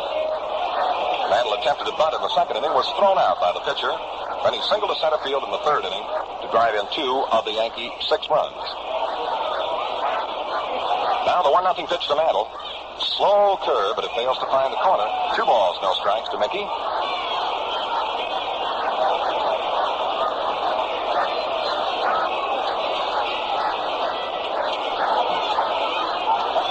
And the 2-0 to Mantle. It's inside again. 3-0. Well, the Pirate left-handers haven't fared too well against the Yankees. Mizell, Gibbon, and Green have given up 15 runs, 15 hits, in 5 1/3 innings in this 60 series. The pitch to Mantle. It's outside, ball 4. So Mantle's on. Mizell has given up the walk. 2 out, Mantle at first. And here comes Yogi Berra. Been many great lines written about this fella Berra. One that always stays with me is what a wonderful yogi is Berra, built closer to firmer than Terra. In the Yanks baseball wars, they needed him more than the South needed Scarlett O'Hara. And that was written by one of the New York men many, many years ago. Here we are. Yogi Berra, the batter. Yankees 6, Pirates nothing. Mizell toes into the rubber, ready to go. Looks over to Mantle at first base, and the first one coming down to Yo. Swing and a foul ball in the dirt at the plate. Strike 1.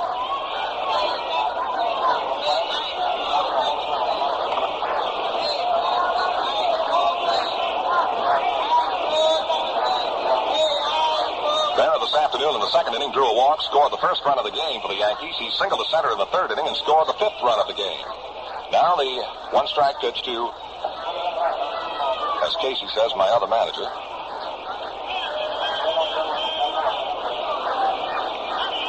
Mizell ready to go.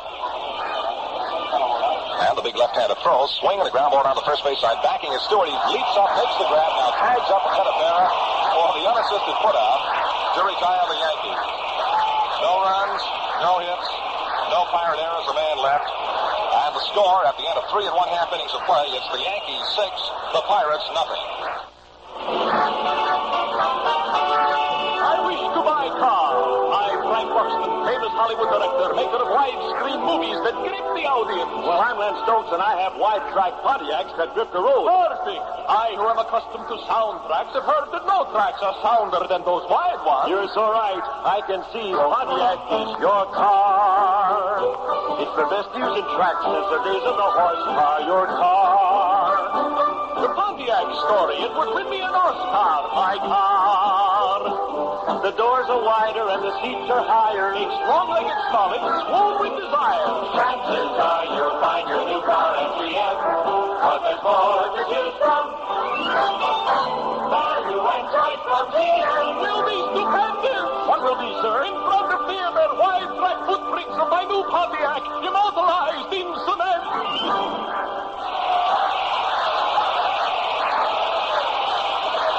Forbes Field comes alive with Roberto Clemente leading off in the last half of the fourth inning. Clemente singled to right field against Whitey Ford in the first inning. And I'm sure the Forbes Field fans are hopeful that Mizell can hold the Yankees where they are, and that the Pirates can get caught up a little bit on Whitey Ford, who throws a slow curve down low and a ball 1. Forbes Field fans recall with relish the fact that the Pirates 29 times this season were trailing after 6 innings of the ball game and came on to win. 29 times. Trailing as late as the 6th inning, came on to win. Ground ball hit off the third base side, charging a shortstop Kubek. Comes up in a chest-high hop. The quick throw to first in time to get Clemente for the first out in the last half of the fourth.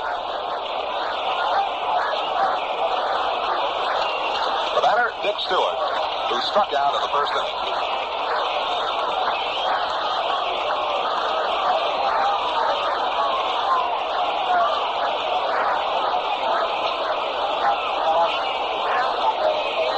Stewart steps in against Whitey Ford. Yankee outfield deep and around toward left to this power-hitting first baseman. He hit one out of Ford's field straight away to center field. Now the pitch to Stewart is a strike. Good change that Ford got in over the inside corner of the letters.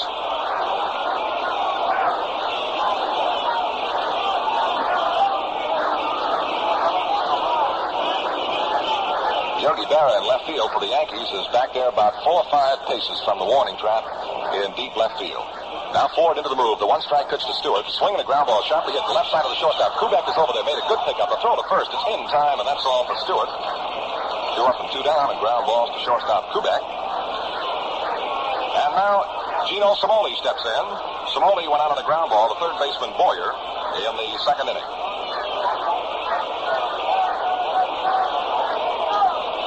Whitey Ford cruising right along with a 6-0 lead over the Pirates. Fastball rips through on Simoli. Strike is called.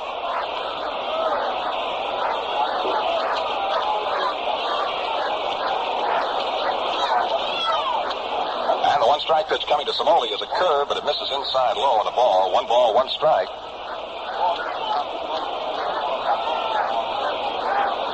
Well, the next strikeout that Whitey Ford gets, if he is able to get a strikeout, will tie another World Series record.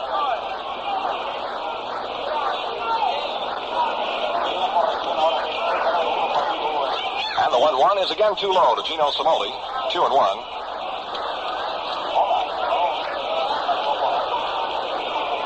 Ford needed 7 strikeouts to equal the World Series record of most strikeouts in the total series, 62, held by Allie Reynolds of the Yankees. He picked up 4 of them. And 3 of them today makes it a total of 7. And now, if he gets 1 more, it'll be a new record. Here's a strike 2 call to Simoli.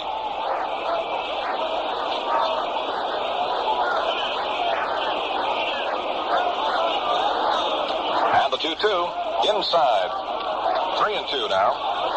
2 out, none on. Pirates batting last half of the 4th inning. The Yankees 6 and the Pirates nothing. Whitey Ford making his second start. He has been, for many years, Casey Stengel's money pitcher. And Mr. Stengel says, seldom if ever has he failed to win the important game. Now the 3-2 pitch coming down to Simoli. It's a strike 3 call to Ford. Cut the fastball over the inside corner, and Simoli is called out on strikes. The Pirates are 3 up and 3 down. No runs, no hits, no errors, none left. Score at the end of 4. It's the Yankees 6 and the Pirates nothing. Big cars, small cars, any kind at all cars. Your car. 'Cause you get value and choice from GM. More new cars to choose from at General Motors. Chevrolet and the new size Chevrolet, the Corvair. Pontiac and a new size Pontiac, the Tempest. Oldsmobile and a new size Oldsmobile, the F-85. Buick and a new size Buick, the Special. And Cadillac. Never before has one company offered so many cars to meet so many needs. That's why when you go to buy a new car, your car... Chances are you'll find your new car at GM. 'Cause there's more to choose from. Value and choice from GM.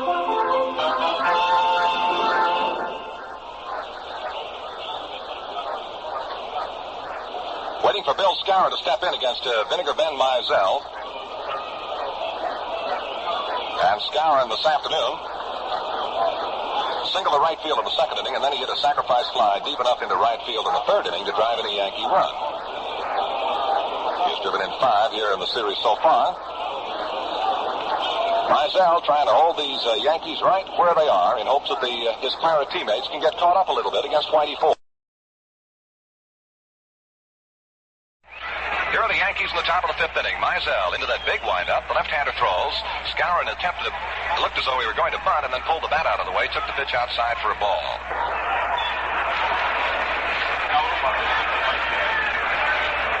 But Mizell delivers. Swinging a fly ball, well hit deep in the alley in left center field. Running after it as Simoli can't get it. Is between the outfielders and off the wall in deep left center. Cruising into second base, standing up with a double goes Bill Scour. He banged that one all the way to the ivy-covered wall in left center field, a wrap of about 420 feet. And for Skowron, it'll be his second double of the 1960 series. He really hung it out there. Got it in the alley between Somoli, the left fielder, and Burden, the center fielder. So Skowron opens with a double, and here now is Johnny Blanchard. In his only turn at the plate this afternoon, he's singled to center field.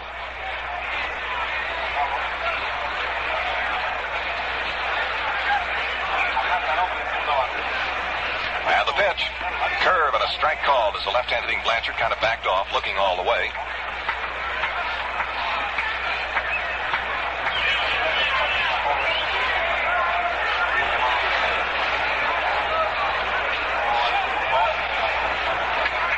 Smith pumping the sign. Mizell straddles the rubber out there, looking down. Now he toes in, and we're ready to go. Skowron walks off a little more lead at second. The set by Mizell. The pitch. Slow curve is outside. 1-1.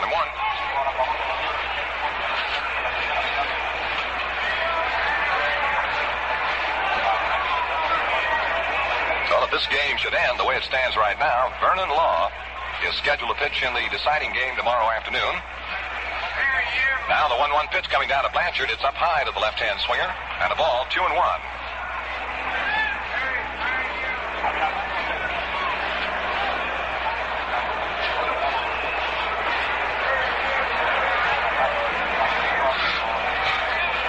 Now the 2-1 pitch coming to the Yankee catcher, Blanchard, who replaced the injured Elston Howard. The pitch is swung on a long fly ball deep into right. Clemente seems to have it in range. Backed off to the warning track. Makes the catch. The tag up by Skowron. He's headed for third, and here comes the throw. It's going to be well off the mark, and Skowron moves into third base after the catch. The fly ball hit deep into right field by Blanchard.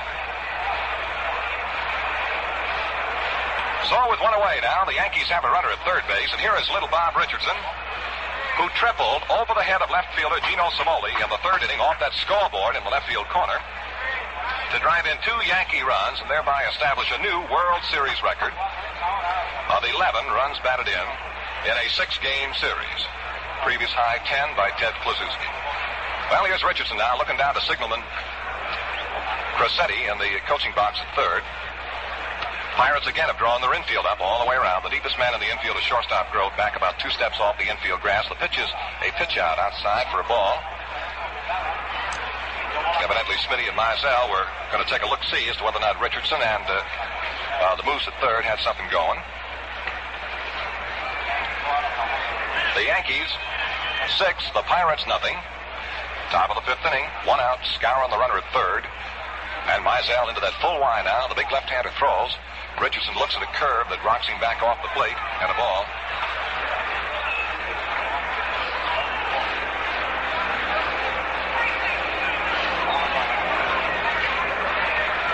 Green and Levine are now working in the Pirate bullpen in the right field corner. 2-0 to Richardson.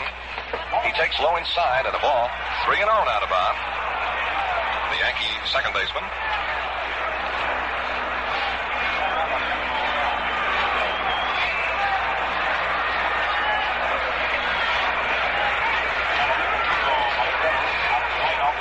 And the 3-0 to Richardson. Swinging a line drive caught by the third baseman, Hope. Oh, what a grab by the Pirate third baseman, Don Hoke. A screaming line driver, a real blue darter. And Hoke made a brilliant one-handed grab and looked at Skowron. Well, the ball was hit so viciously that Skowron didn't have a chance to take any more than a step or so away from the bag. A line drive off the bat of Richardson right into the glove of Don Hoke. Boy, I'll tell you, it takes quick reflexes to make that kind of a play. You do or you don't, and Don Hoke did. Fine play. 2 out. At third, Skowron. The batter now, Whitey Ford. The pitch to Whitey, a strike call.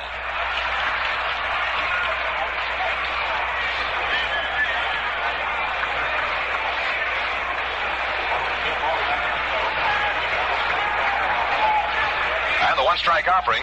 Ford swings, a line drive, takes one hop in front of the second baseman, Mazeroski. He makes the pickup and throws to first in time to get Whitey. And that's all for the Yankees in the 5th inning. 1 run, a check at no runs on 1 hit. No runs on 1 hit. No errors and 1 man left. And the score at the end of 4 1/2 innings of play, it's the Yankees 6 and the Pirates nothing. The second half of this game is being brought to you by the Gillette Safety Razor Company. And what a series this has been for Gillette. The Gillette Super Blue Blade had won 12 million users before the series opener. Well, you can't count them, but since the first game, thousands upon thousands of men have switched to this really amazing blade that positively guarantees shaving speed and comfort you just never experienced before. Super Blue Blade edges are the result of a truly sensational development referred to by graduate engineers as a scientific breakthrough. Here is a giant step forward in shaving technology. You get shaved so clean and easy, so remarkable in every respect, that they're all but unbelievable. Worth trying? You said it. Fortunately, for a limited time, you get a supply of Super Blues with a new Gillette Super Speed Razor and handy travel case for the bargain price of only 89 cents. Or if you're sent for a razor, Super Blue Blades are also available in dispensers of 10 for 69 cents, 15 for $1. We pause 30 seconds for station identification. Are you mixing with the best? Saratoga Vichy with the yellow label, with the yellow label. Always ask for Saratoga Vichy, the mixture that's bubbling over with good spirits. And remember, Saratoga Vichy comes only in a bottle, the green bottle with the yellow label. Saratoga Vichy. Yellow label, Saratoga Vichy. yellow label. Saratoga Vichy. WGY, WGFM, Schenectady. Al Smith hits the first pitch from Whitey Ford right back through the middle of center field for a base hit, and the Pirates are about ready to go to work in the last half of the fifth inning, and it's our pleasure to turn the microphone over once again to that man from Chicago and the Chicago Cubs, Jack Quinlan. Jack? Thank you, Chuck, and hi again, everybody. Yes, sir, Smith just lined a single right through the box out into center field to open it up in the bottom of the fifth inning for the Pirates. And here is Don Hoke now, right-handed batter. Hits a curveball, slices it foul up onto the railing of the upper deck above first base, and it's strike one. That's the fourth hit off of Whitey Ford in the ball game, and the first Pirate hit since the second inning. Ford had retired 8 straight Bucs. Yankees 6, Pittsburgh nothing in the bottom of the fifth at Forbes Field. 0-1 to Don Hoke. A ball high and outside, backhanded by Johnny Blanchard. 1-1 on Hoke. A prime candidate for the most valuable player honor in the National League. What a series this guy has had, hitting .278, but defensively he's been a gem. Hal Smith on first, nobody out. Pitch to Hoke, another high outside pitch. 2 balls and 1 strike on Don. And the Pirate faithful now have started to come to life. The Yankees scored a run in the second and 5 in the third, and they lead the Pirates 6-0 here in the bottom of the fifth at Forbes Field. Last time the Pirates were in a World Series, the Yankees swept them 4 straight back in 1927. Here's the stretch, and the pitch on the way. A ball, it's high. 3 balls and 1 strike on Don Hoke. Activity continues in the Pirate bullpen. Right-hander Clem Levine and southpaw Fred Green warming up. We're getting down to the tail end of the order. The pitcher is due up 4th in this inning.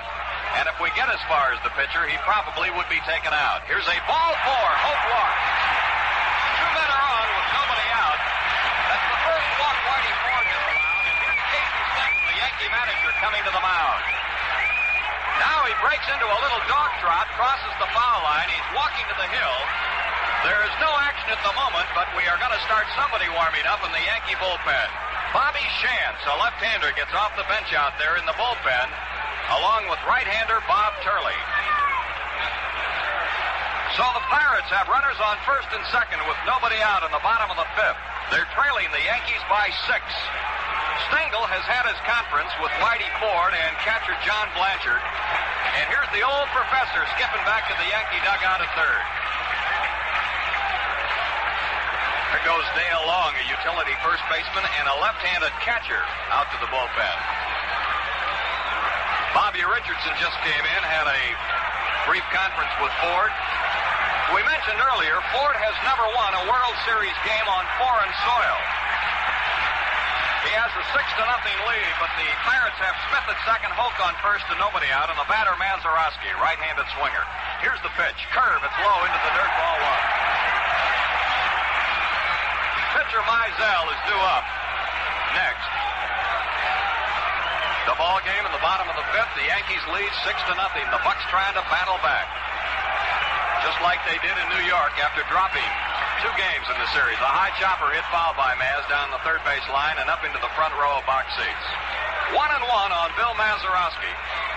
one of the finest second basemen in organized baseball, and a dangerous man with a bat.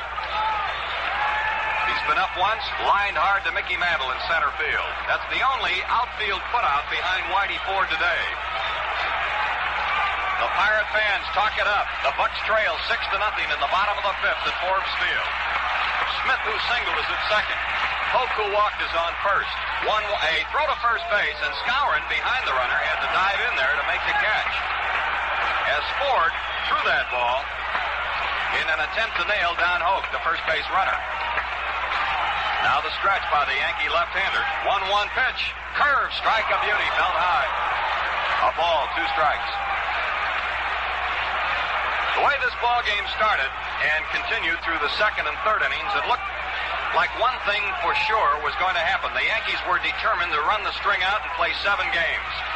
Here's the pitch to Mazeroski. Into the dirt. Nice stop by Blanchard. Ford threw a breaking ball down into the dirt that landed in front of home plate, and on one bounce was trapped by the Yankee catcher Johnny Blanchard. 2-2 on Maz. 2 men on and nobody out.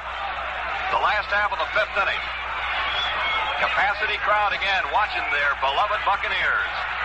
Here's the stretch by Ford, and the 2-2 pitch on the way. Curve swung on a ground ball to Boyer, up with it. Throw to second out. Richardson fires to Skowron, a double play. Bill Mazeroski hit into a Boyer to Richardson to Skowron double play. On the DP, Hal Smith moved to third. Hope was forced out at second base. Richardson fired back to Skowron in plenty of time to double up Mazeroski.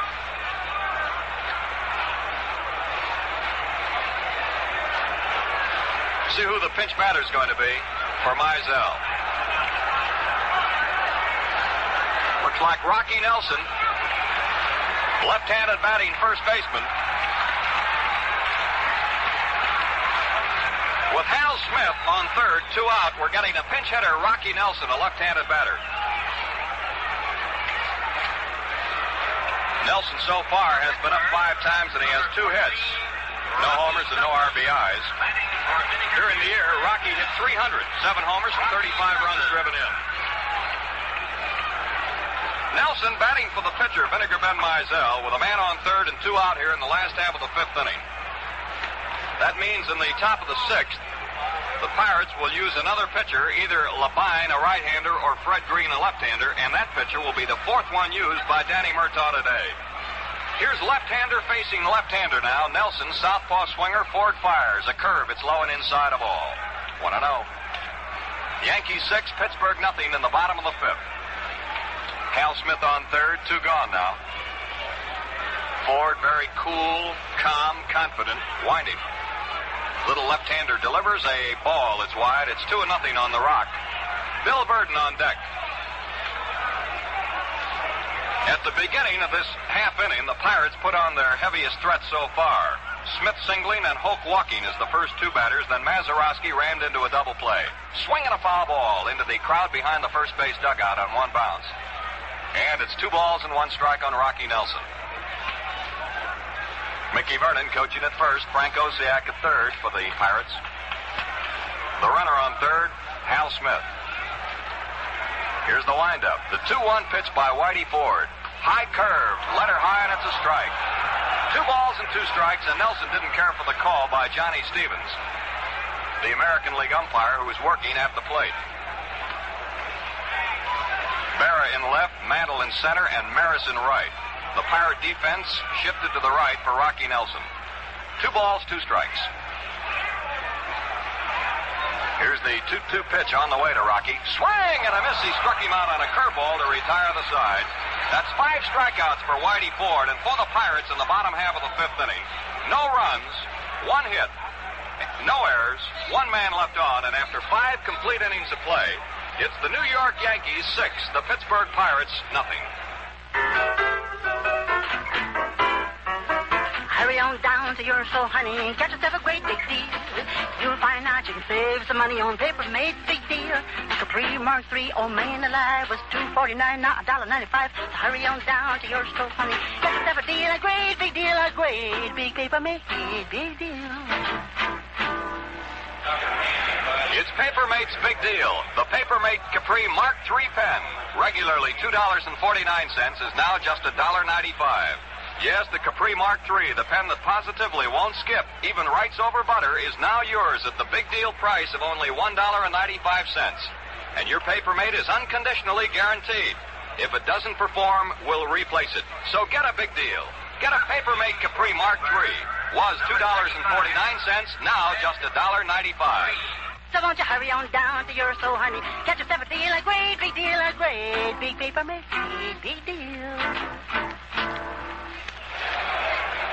Left-hander Fred Green becomes the fourth Pittsburgh pitcher of the ball game. Mizell worked 2 innings, did not allow a run, gave up 1 hit, struck out 1, and walked 1.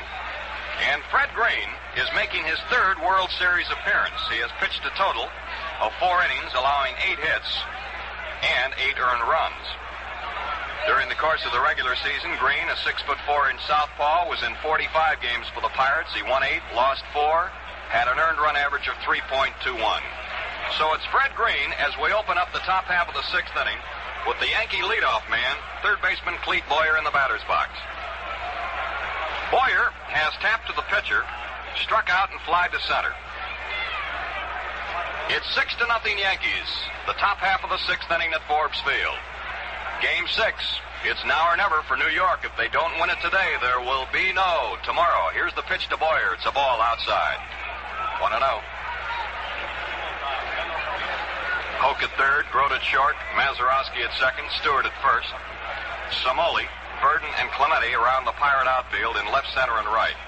The pitch by Big Green on the way. Fastball swung on, well hit right field. Here's Clemente going back, chasing the ball. He's not going to get to it. It's off the bleacher wall on 1 bounce. Boyer rounding second on his way to third. Here's the peg, and he's going to go in there standing up with a triple.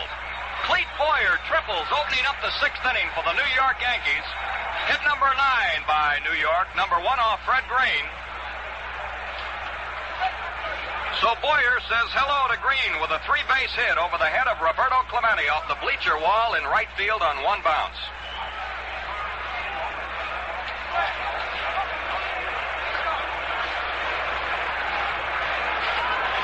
Here's Kubek. Tony has grounded out, flied to right field, and been hit by a pitch. The 25th World Series for the Yankees. In World Series play, the American League winner has taken the series 35 times. The National League pennant winner has won the series 21 times. Here's a hit to right field, a line single by Kubek, and here comes Clete Boyer with run number 7 for New York. Boyer scores from third on a single to right field by Kubek. Run number 1, hit number 2 off Fred Green. That's Kubek's 3rd run driven in the series, and his 10th hit in the World Series in 6 ball games. Kubek on first, nobody out. Roger Maris up. He's flied to center, he's doubled to right field, and he is struck out. Clem Labine loosening up along with Joe Gibbon in the Pittsburgh bullpen down the right field foul line. Kubek on first and nobody out. Pitch to Roger Maris. A swing and a line drive into right field. It's going to drop in for a base hit.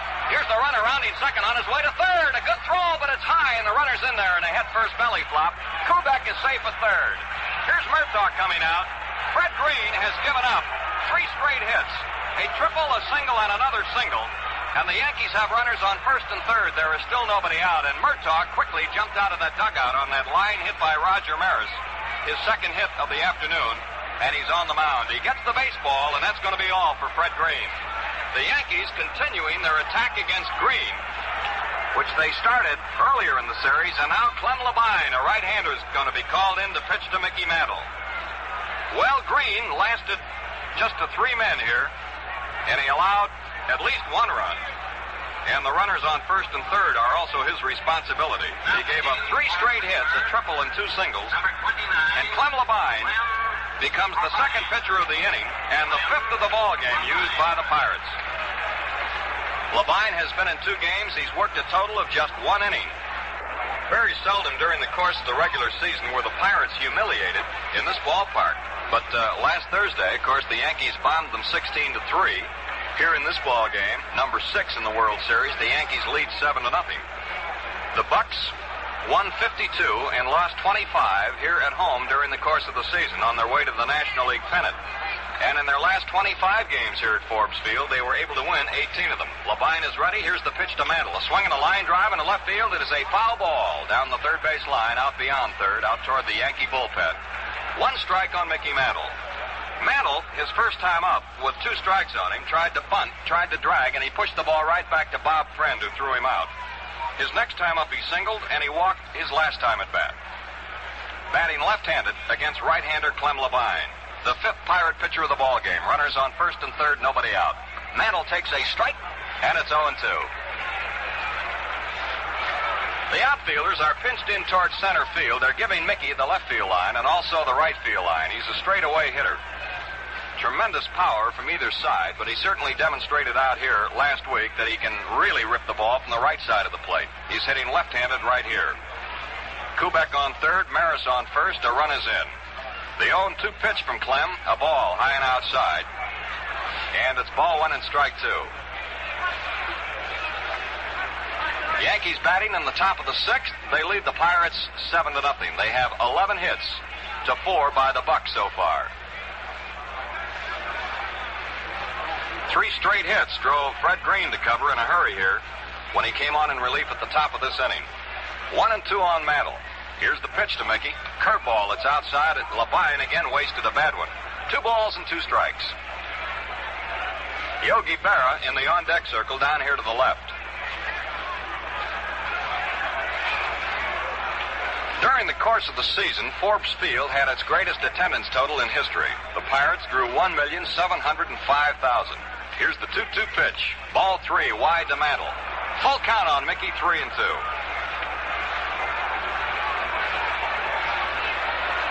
Last time the Bucs won the World's Championship was back in 1925 when in 7 games they defeated Washington for the World's title. 2 years later, in 1927, the Yankees swept 4 in a row. Now the stretch. Here's the 3-2 pitch. Swing, a miss. He struck him out. Mickey Mantle went after a 3-2 pitch, and he struck out. And there's 1 gone with Yankee runners still on first and third, and here's the left fielder, Yogi Berra. He has walked, singled, and bounced out to Dick Stewart, the first baseman. Strikeout number 4 against the Yankees today. Number 1, of course, racked up by Labine. Mantle was the first man he faced. Yankees 7, Pittsburgh nothing in the bottom of the 6th. Labine trying to wiggle out of it.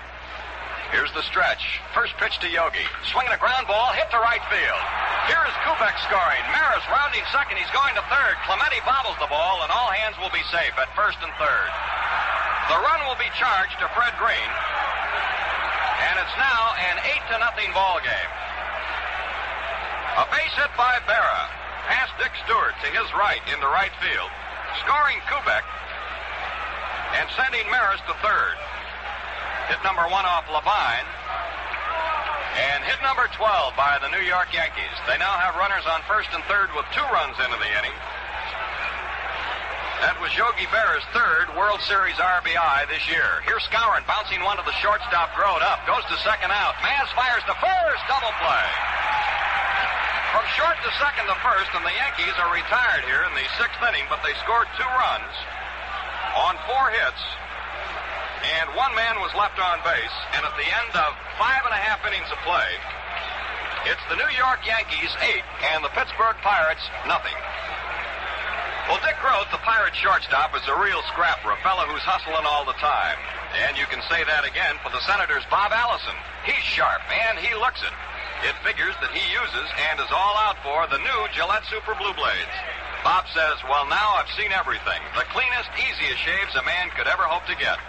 Bob Allison says it for uncounted thousands of men. Because Super Blue Edges are made by a radically new process exclusive with Gillette that gives you shaving comfort that's really beyond telling. Slip a Gillette Super Blue in your Gillette adjustable razor, the type that provides 9 different settings to suit every combination of skin and beard. You're all set for quick shaves, refreshing shaves with comfort that you should know about. So pick up a Gillette adjustable razor set. It includes a supply of Super Blue Blades and a streamlined travel case, all for $1.95.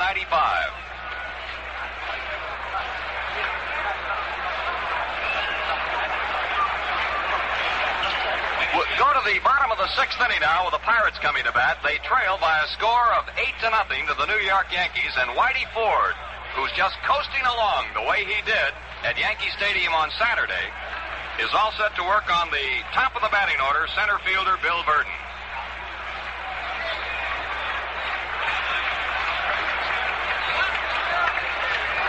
Whitey Ford has 5 strikeouts today, 8 so far in 2 games in this World Series. Here's Verdon bouncing one to Bobby Richardson at second up with it. The toss to Skowron in time, and there's one away.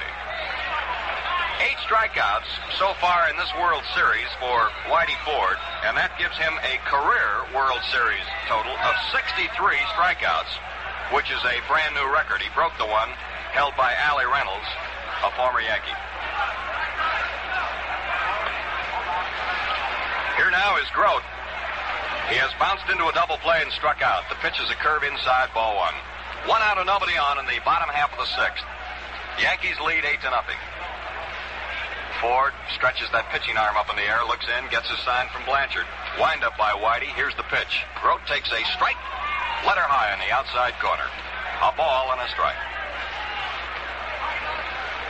Well, in 2 outings, his teammates have presented Whitey with a total of 18 runs in these 2 ball games. Here's the pitch. Curve swung on, fly ball, pretty well hit to right field. Maris going back, reaches up, one-handed grab by Roger in deep right field. 2 gone.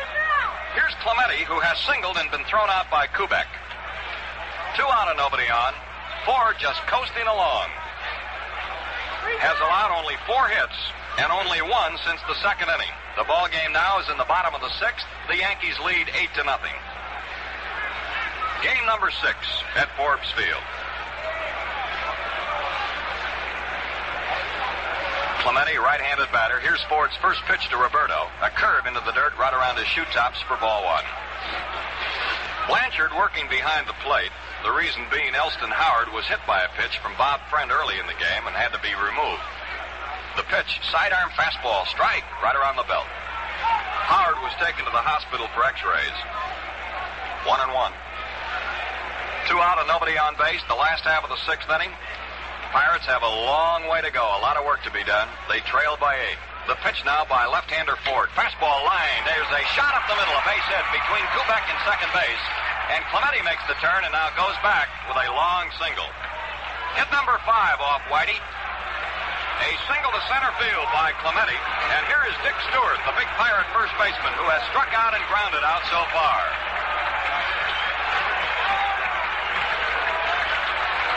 A man on first, 2 out. Stewart is greeted with mixed emotions as he steps into the batter's box, which is a story that's a couple of seasons old here at Pittsburgh.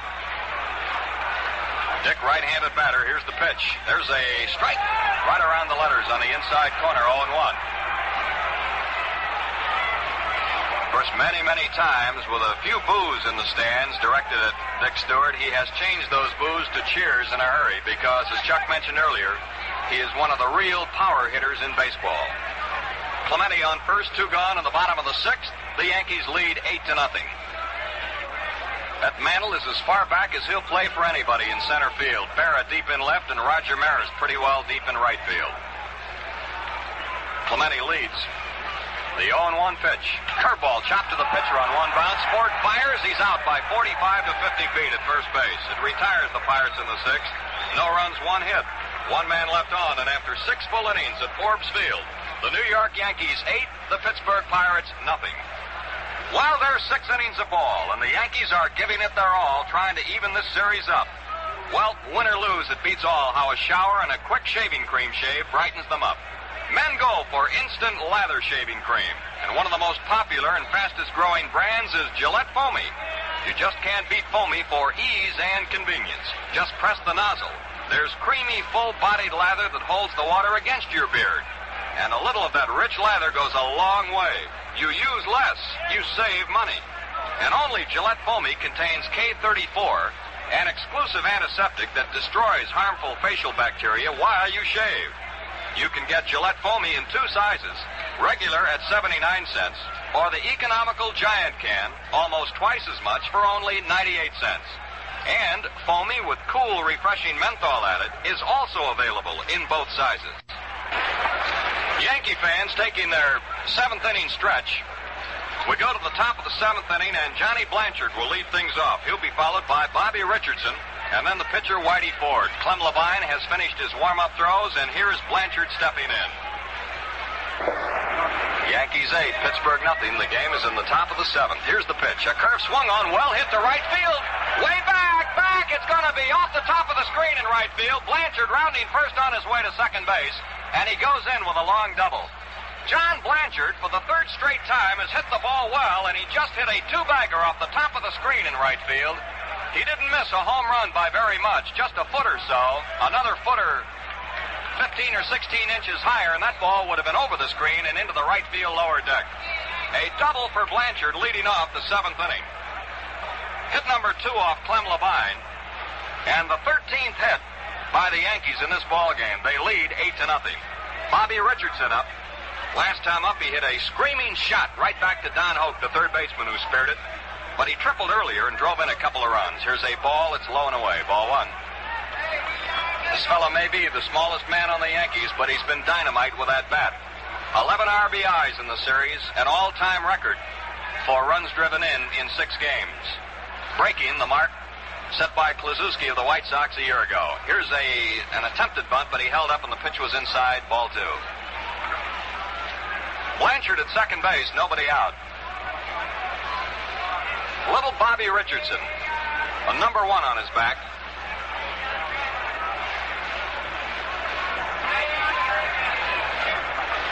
Waving that bat around. Blanchard takes his lead. Here's the stretch by Levine. 2-0 pitch on the way. A bunt foul back here to the screen. 2 balls and 1 strike. It was off Clem Levine on Saturday at Yankee Stadium that Richardson had his greatest moment of glory, the grand slam home run, to help Ford win 10-0. 2 balls and 1 strike on Bobby Richardson. Johnny Blanchard at second base. The ball game in the top of the seventh. New York leads 8-0. They've been out in front ever since the second inning when they scored 1 run. Now the stretch. 2-1 pitch to Bobby. Swinging a well-tight ball, left center, way back. It's going to be out there. Verdon can't get it. It's going to go to the wall. Here is Blanchard scoring. Richardson around second. He's on his way to third. And he goes in standing up with a triple. Bobby Richardson, second triple of the ball game. And his third run batted in today. And he now has a total of 12 RBIs in 6 ball games in this 1960 World Series. Clem Levine gave up a grand slam homer to Bobby Saturday and a long triple that went all the way to the 406-foot sign to the left center field wall here in the 7th inning today. Well, that is run number 1 and hit number 3 off Levine, and the score is now 9-0 Yankees. And here is Whitey Ford, the New York pitcher. A man on third, nobody out. Ford has singled, struck out, and bounced out. Whitey drove in the first run of the ball game with a single off the glove of Bob Friend back in the second. He taps 1 foul back to the screen, strike 1. 9 runs and 14 hits for the Bombers. As they try to square the series at 3 games each. Joe Gibbon and Red Witt warming up in the Pittsburgh bullpen. Here's the pitch. He's going to bunt. The runner's coming in. Hoke up with the ball. Fires to the plate. He's saved. Suicide squeeze with Richardson scoring. Whitey Ford bunted the ball as Richardson drilled in for the plate. The bunt was pushed right back to Don Hoke, the third baseman, who was playing shallow. He grabbed it on 1 hop and fired to Smith too late. And Ford has just squeezed in another run as Richardson scores. And, of course, Ford is on first base. That's the second RBI for Ford, sacrificing a fielder's choice. Run number 2 off Clem Levine. And it's now a 10-0 Yankee ball game here in the top of the 7th, the same score by which Ford breezed in on Saturday. Here's Clete Boyer, third baseman. He's had 1 hit, a triple. He's been up 4 times. Whitey Ford on first base, still nobody out. 2 runs are in. Levine throws a curveball that hits the outside corner, letter high. 0-1. Clem looking in, gets the sign from Hal Smith. Suicide squeeze play a moment ago with Bobby Richardson scoring on a perfect bunt. There goes Ford to second base. The pitch is foul back here to the screen. 0-2. Whitey was taken off, and Boyer fouled the pitch back here to the base of the screen. 2 strikes, no balls to count. The Yankees scored a run in the second, 5 runs in the third, 2 in the sixth, and 2 so far here in the seventh. They lead the Bucs 10-0. Should there be a 7th game tomorrow, it would be Turley, in all probability, against Vernon Law. Here's the stretch. And the pitch on the way. A ball that's outside. He shortened up like he was going to lay one down. Ball 1 and strike 2.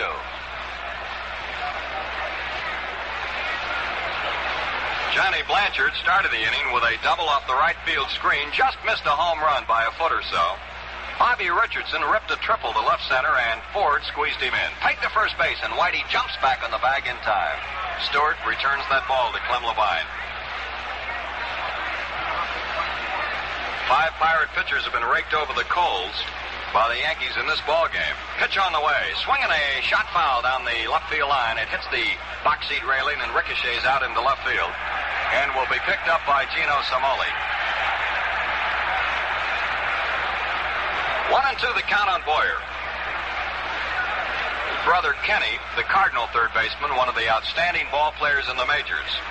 Cleat hit 14 home runs for the Yankees, among their record-setting 193 home runs this year. Ford leads at first base. The pitch on the way. Swinging a ground ball to Hoke's left. He's up with it. Fires to Mazeroski 1. The relay to Stewart. Double play. Boyer hits into a double play. 2 gone now, and it'll bring up the shortstop Tony Kubek, who's had 1 for 3.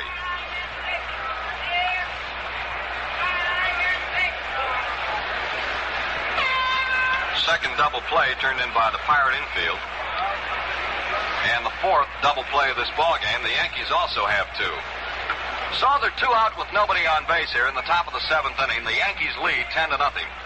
Here's Levine winding and firing to Kubek. A swing and a line drive into center field. It may drop. Burton dives. He caught it. A great play by Burton in center field. Diving shoestring somersault catch by Bill Burton. And again, he proved that he's one of the outstanding center fielders in the game today. In the inning, 2 runs, 2 hits, nobody left on base. And at the end of 6.5 innings of play, it's the Yankees 10, the Pirates nothing. Elston Howard was hit by a pitch ball and removed from the game earlier today, but you know, Eloise is one of the most, highly respected young men in the American League. And like most big leaguers, he uses and has some wonderful things to say about the Gillette way of shaving. Well, in brief, he says, and an awful lot of men echo this, when he first tried the Gillette Super Blue Blade, he could scarcely believe there was a blade in the razor. That's how quick and comfortable he found shaving with the Gillette Super Blue Blade. That's no news to you men who've tried the Super Blue Blade. You know. Now you other men. Super Blue Edges are made by a process exclusive with Gillette. Graduate technicians are so enthusiastic they call it a scientific breakthrough. Won't you try it for yourself? To make it easy for you, Gillette has a special money-saving trial offer. A supply of Super Blue Blades with a brand new Gillette Super Speed Razor in a modern travel case at the bargain price of just 89 cents. Or get Super Blues in dispensers, 10 for 69 cents or 15 for $1. We pause 30 seconds for station identification. Are you mixing with the best? Saratoga Vichy with the yellow label, with the yellow label. Make the sip test. Extra lively, extra dry, genuine Saratoga Vichy always tastes best by itself or mixed in your favorite drink. Be sure to ask for it by name, Saratoga Vichy. Saratoga Vichy. Yellow label, Saratoga Vichy. yellow label. Saratoga Vichy. WGY, WGFM, Schenectady.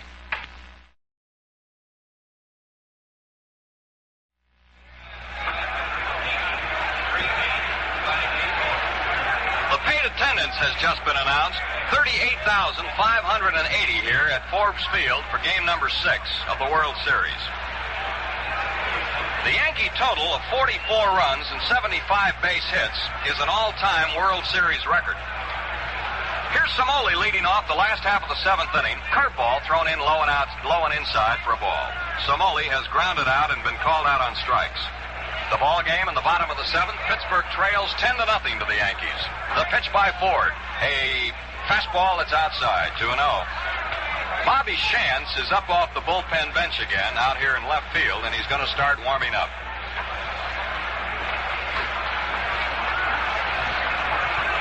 2-0 the count on Somoli, who's leading off the bottom of the seventh inning for the Pirates. Pitch, swinging and a foul back here out of play. Jim Coates, a right-hander, has joined Shantz in the Yankee bullpen, just in case Ford runs out of gas here, because he has pitched so far a fine ball game, allowing no runs and 5 hits through 6 innings. Here's the windup, and the 2-1 pitch is on the way. Swinging a foul ball, lifted up toward the roof on the first base side, and it goes up there among some policemen and photographers and newsreel men who are up there by the light tower. 2 balls and 2 strikes to count on Somoli. He'll be followed by Hal Smith and then Don Hoke. The gold and the glory hanging in the balance of these ball games here in the World Series. The winner's share is going to total around $8,500. The loser's share approximately $6,500 when it's all sliced up and counted. Pitch, fastball, it's over the plate but low. 3 balls, 2 strikes to count on Gino Somoli.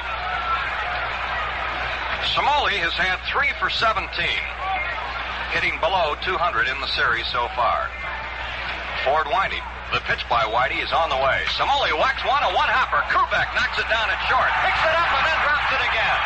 He couldn't handle it. A hot smash, a sinking line drive that hit the dirt in front of him. He made a whale of a play, and then he bobbled it twice, and he's charged with a boot.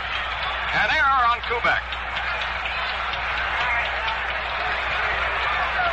Well, the Pirates have something started, they hope, with a man on first and nobody out. They are 10 runs behind.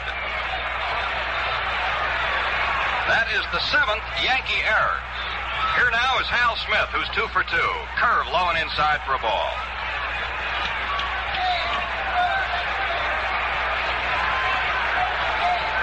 One and nothing on Hal Smith. He singled in the second and he singled in the fifth. The pitch is a strike just above the knees over the inside corner. 1-1 on Smitty.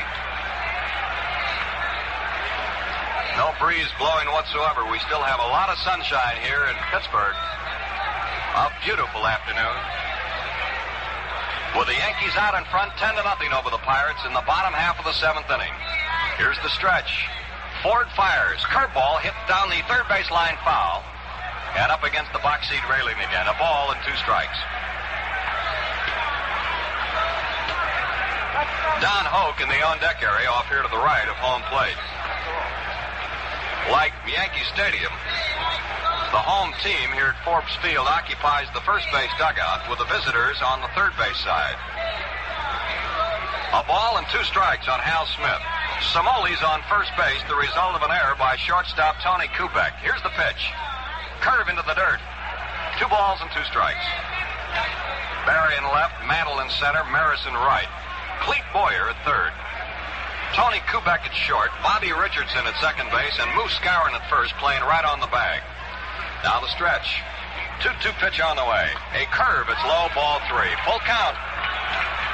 The Yankees 10, the Pirates nothing. The game is in the bottom of the 7th at Forbes Field. Pirates trying to get something going. 3-2 pitch. Curve. A chopper to the third baseman. Shortstop Kubek has it. Throws to Richardson 1. There's no flip back to first base.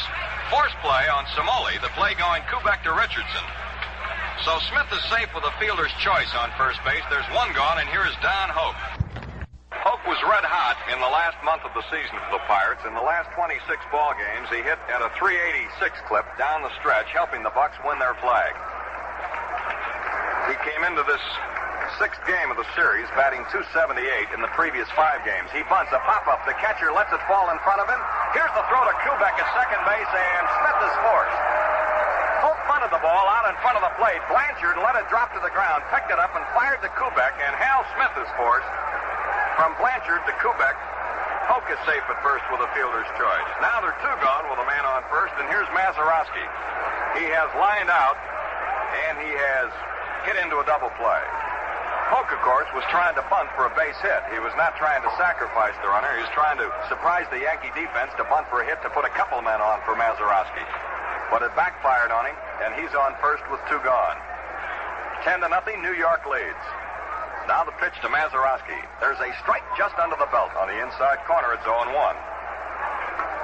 Here's a fellow who had a bad first half with the bat, Mazeroski. First half of the season, that is. Not until the All-Star games in July did he finally wake up and start to hit.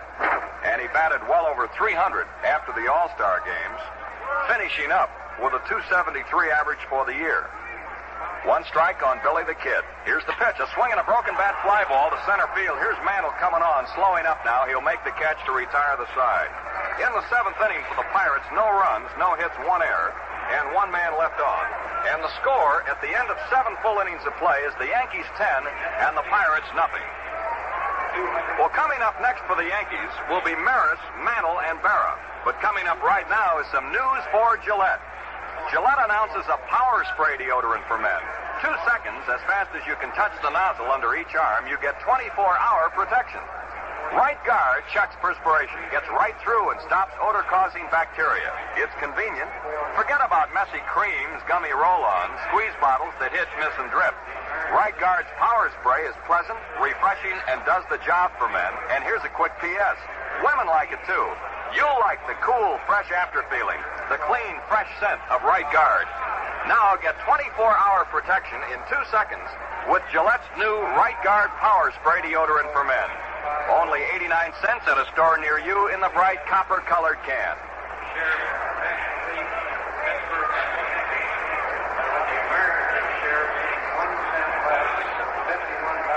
We're going into the 8th inning of the ball game with the Yankees coming to bat. Roger Maris will lead off. He has single, doubled, struck out, and flied out, 2 for 4. He'll be followed by Mantle and Berra. As Casey Stengel sends up some of his big sticks of dynamite here in the 8th inning, with the Yankees already out in front by a 10-0 score. Here's Roger, leading off against right-hander Clem Labine. The windup, the pitch by Labine is a strike right around the knees. 0-1. This Maris is as strong as a bull. Tremendous power. Led the American League this season in runs driven in with 112. Was second in home runs with 39. Here's a curve. It's low and inside. 1-1. Yankees 10, Pirates nothing. Top of the 8th. Game 6. A Yankee win would square the series of 3 games each and put the showdown out here tomorrow. Game number 7. Of course, a Pirate comeback in the last couple of innings would end it all and give the Bucs the World's Championship. Curveball, it's wide. 2 balls and 1 strike on Maris. Poked the third baseman well off the line. He's even with a bag, but swung over toward the shortstop position. Grote is deep over near second base. Mazeroski back on the outfield grass deep at second. Stewart deep at first. Maris, a number 9, levels that batter with the plate. Strong left-handed batter. Labine fires 2-1, and Roger hits a ground ball. They hit the right field. Between Mazeroski and Stewart, and Roger Maris is on with his 3rd hit, and the 4th hit off of Clem Labine. A ground single between Mazeroski and Stewart. Maris leads off the 8th inning with another Yankee hit. That's 15 that the Bombers have had so far today. Here's Mickey Mantle, who's had 1 for 3, plus a base on balls. Batting left-handed against Labine. Pitch to Mantle. Mickey checks his swing. The curve is low and inside for ball 1. Yankees 10, Pittsburgh nothing, 8th inning. It was D-Day for the Yankees. They had to square it or it was all over. Pitch to Mantle. A ball, it's wide. 2-0. Whitey Ford has gone all the way against Bob Friend, Tom Chaney, Wilmer Mizell, Fred Green, and Clem Labine. In the 2 humiliating defeats that the Pirates have suffered, 16-3 and 10-0 earlier in the series, they used 6 pitchers apiece. A swing and a miss by Mickey and a pitch down around the knees. 2 balls and 1 strike.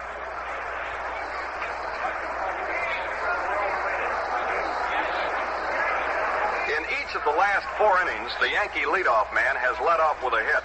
Skowron doubled to open the 5th. Boyer tripled opening the 6th. Blanchard doubled opening the 7th, and Maris singled opening up the 8th inning here. Now the stretch. 2-1 to Mantle. A ball low and outside.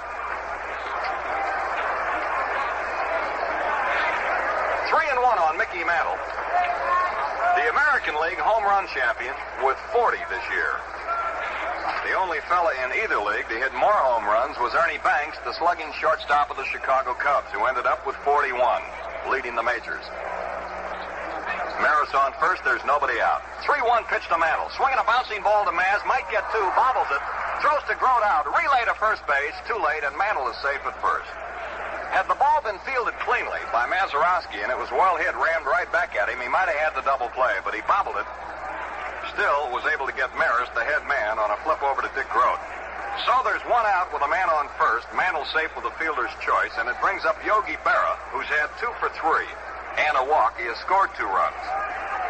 And he's driven in a run. Yogi, left-handed batter, teammate Mickey Mantle on first and 1 gone. The ball game in the top of the 8th. The Yankees lead 10-0.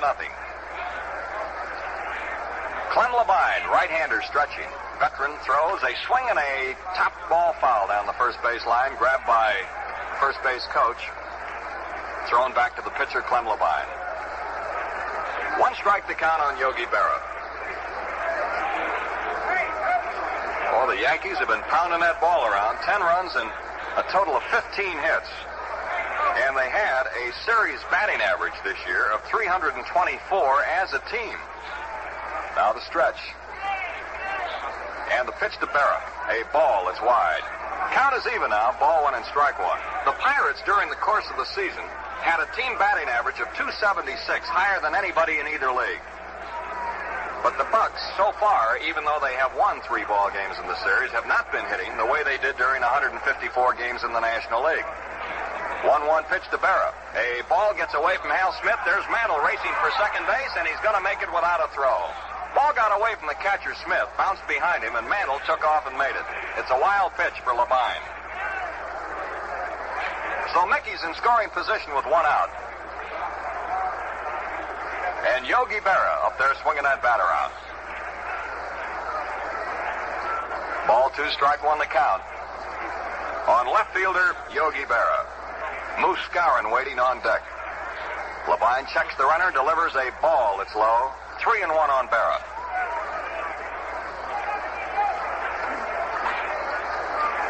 The Bucs have 2 more shots at Ford in the bottom of the 8th and the bottom of the 9th. Mantle takes his lead at second base. 3-1 to Berra. Yogi fouls one. Look out into the box seats behind the first base dugout.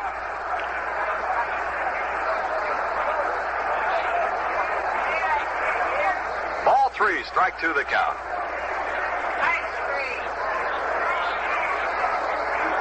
A new baseball thrown out to Clem Labine.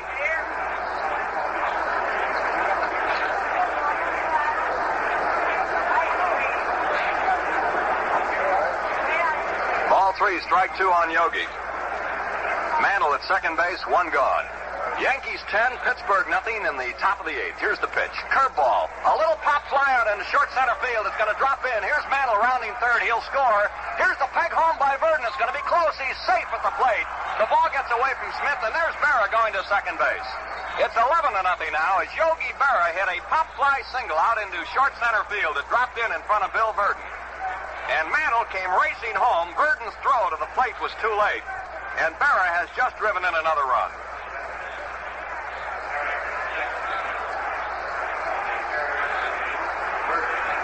It's an error on Bill Verdon as his throw got away from the catcher.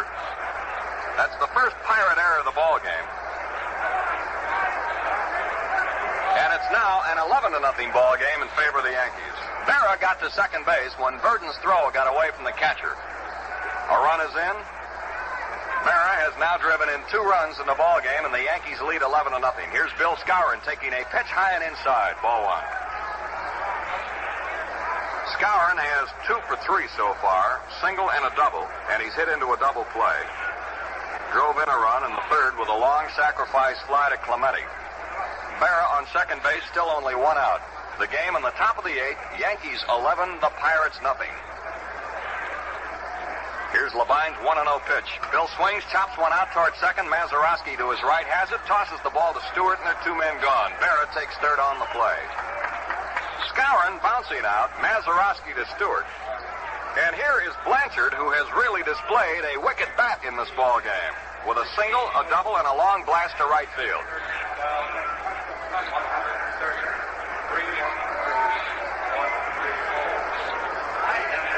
313,130 fans have seen the first 6 games of this series. Blanchard, left-handed batter, takes a Levine curveball outside. It's 1-0. Well, the Yankees have scored in every inning but the first, the fourth, and the fifth. They lead 11-0. Berra on third, 2 out. Blanchard swings and hammers another one deep to right field. Clemente back near the wall. He can't get it. It's off the screen. Another extra base hit for Blanchard. Berra scores, and Johnny goes in standing with another double. It's 12-0 New York. Johnny Blanchard's second straight double off the top of that screen in right field, and it scored Yogi Berra from third. And that Blanchard has really been hammering this ball. Run number 4, hit number 5 off Clem Levine. It's 12-0 in favor of the Yankees in the top of the 8th. Here's Bobby Richardson. He has 2 triples to his credit. He has driven in 3 runs in the ball game, and he's driven in a total of 12 runs in the 6 games so far. Blanchard at second base, 2 out and 2 runs in. Richardson takes a breaking ball, a strike on the outside corner, letter high. 0-1. The Yankee power has exploded for 12 runs and 17 hits. Richardson takes strike 2, curveball at the belt.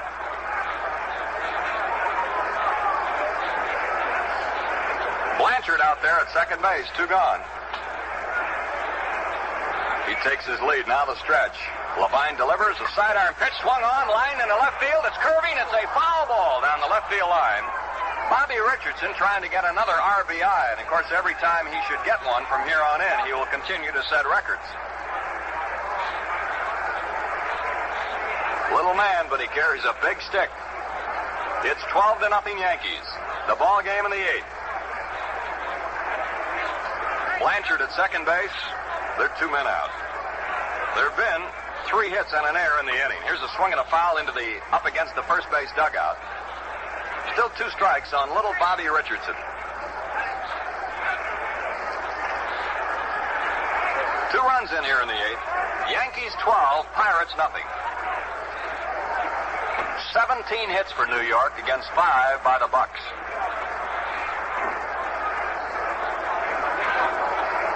A new baseball thrown out to Clem Levine. He roughs it up in his hands. Now he's into the stretch. The check of the runner over the right shoulder. Pitch to Bobby. Swinging a very high fly ball into left field. Samoli moving over to his right in fair territory near the line.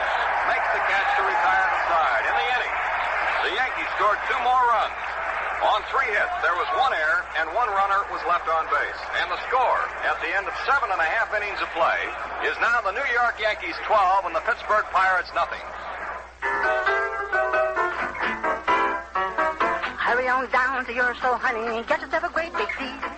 You'll find out you can save some money on paper made big deal. The Capri Mark III Old Man Alive was $2.49, now $1.95. So hurry on down to your store, honey, get yourself a deal, a great big deal, a great big paper made big deal.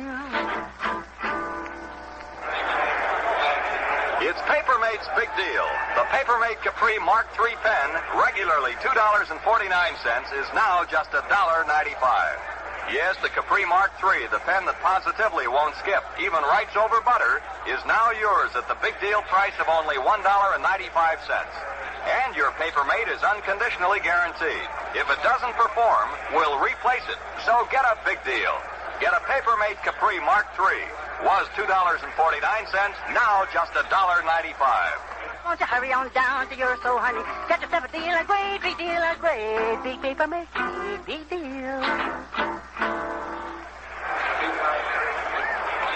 We move into the bottom of the 8th inning with Whitey Ford coasting along with a 12-run lead. Dick Schofield, the pinch batter, is coming out to hit for the pitcher Levine. For Pittsburgh, number 11, Dick Schofield, batting for Clem Levine. Schofield in the series has been at bat twice and he has 1 hit. Number 20, Joe DeMaestri at short. Now Joe DeMaestri is playing short. Tony Kubek in left. Kubek playing left in place of Berra. Here's the windup. Ford's first pitch. Schofield chops one down the third base line. Clete Boyer in. Fires the ball to Skowron. Nice play by Boyer, and there's one out. So Schofield, batting for the pitcher, bounces out on the first pitch. Boyer to Skowron.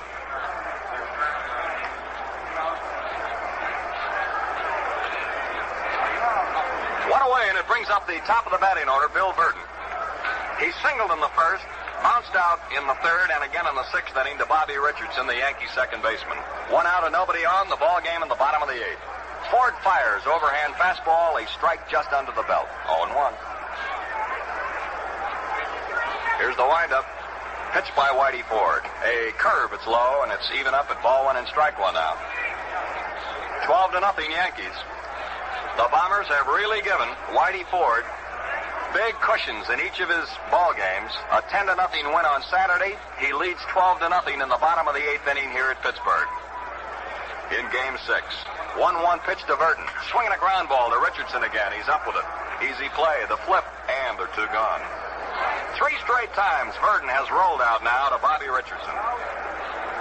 Here's Captain Dick Grote, the National League batting king this year with an average of .325. In this ball game, he's hit into a double play, struck out, and fly deep to Maris in right field. The pitch to Grote. A ball. It's a little bit low. Ball one. Yankees have 12 runs and 17 hits. The Bucs, no runs, 5 hits. The pitch on the way. Grote hits a curveball, foul down to the third base coach, Frank Osiak. Looks the ball over. He's going to throw it out of play. A ball and a strike on Dick Grote, the former Duke University All-American in baseball and basketball. Schofield loosening up, playing a little catch out here in the Pirate bullpen in right field now.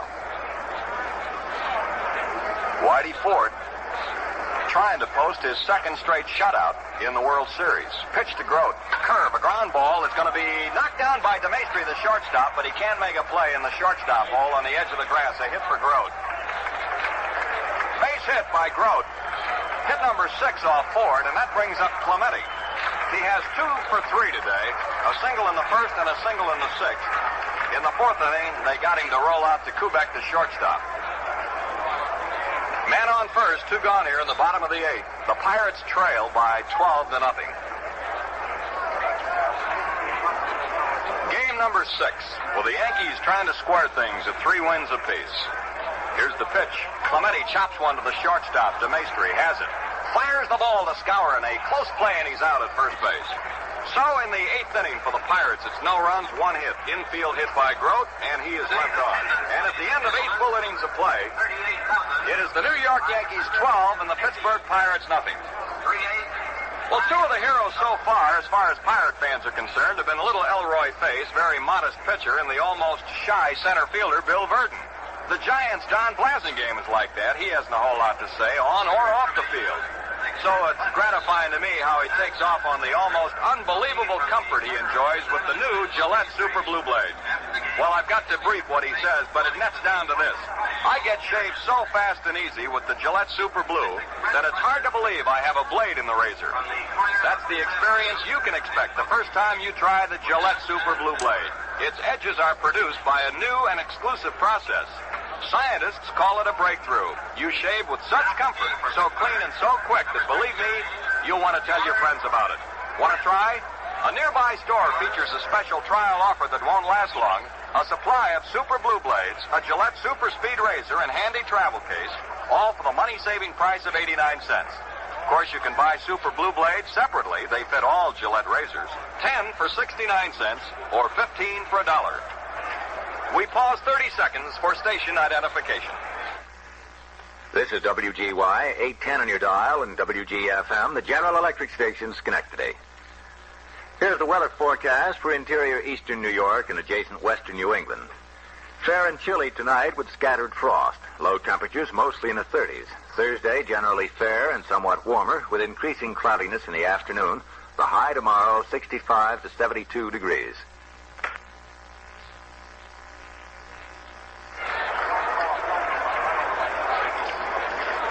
Schofield is remaining in the ballgame at short for the Pirates as the ballgame heads into the 9th inning, and the new Pittsburgh pitcher is right-hander George Witt. Wood has been in 2 series games, pitching a total of 1 2/3 innings. He leads off here, and Ford hits a broken bat ground ball to Stewart. He's going to get him. Makes the play all by himself. Ford still has the bat handle in his hand, and the barrel of the bat flew all the way down to the first baseman, Stewart. So Ford is out. Dick Stewart unassisted on a broken bat ground ball. Whitey still hanging on to that bat handle as he carries it back here to the Yankee dugout. George Witt, the 6th Pirate pitcher of the ball game. We're in the top of the 9th. The Yankees coasting along with a 12-0 lead. Here's Clete Boyer. Boyer has 1 hit, a triple. Been up 5 times. Right-handed batter facing right-hander George Witt. Here's the pitch. A ball that's low and outside. Hal Smith does a little barking at the plate umpire, John Stevens. But it goes up on that big board in left field, ball 1. 1 out and nobody on, top half of the 9th. Here's the pitch. A ball that's outside again. Clem Labine worked 3 innings. He allowed 4 runs and 5 hits and struck out 1. Friend started it. Then Cheney, Mizell, Green, Labine, and now Witt here in the top of the 9th. Here's a curve high and outside, 3-0 on Boyer, with Tony Kubek on deck.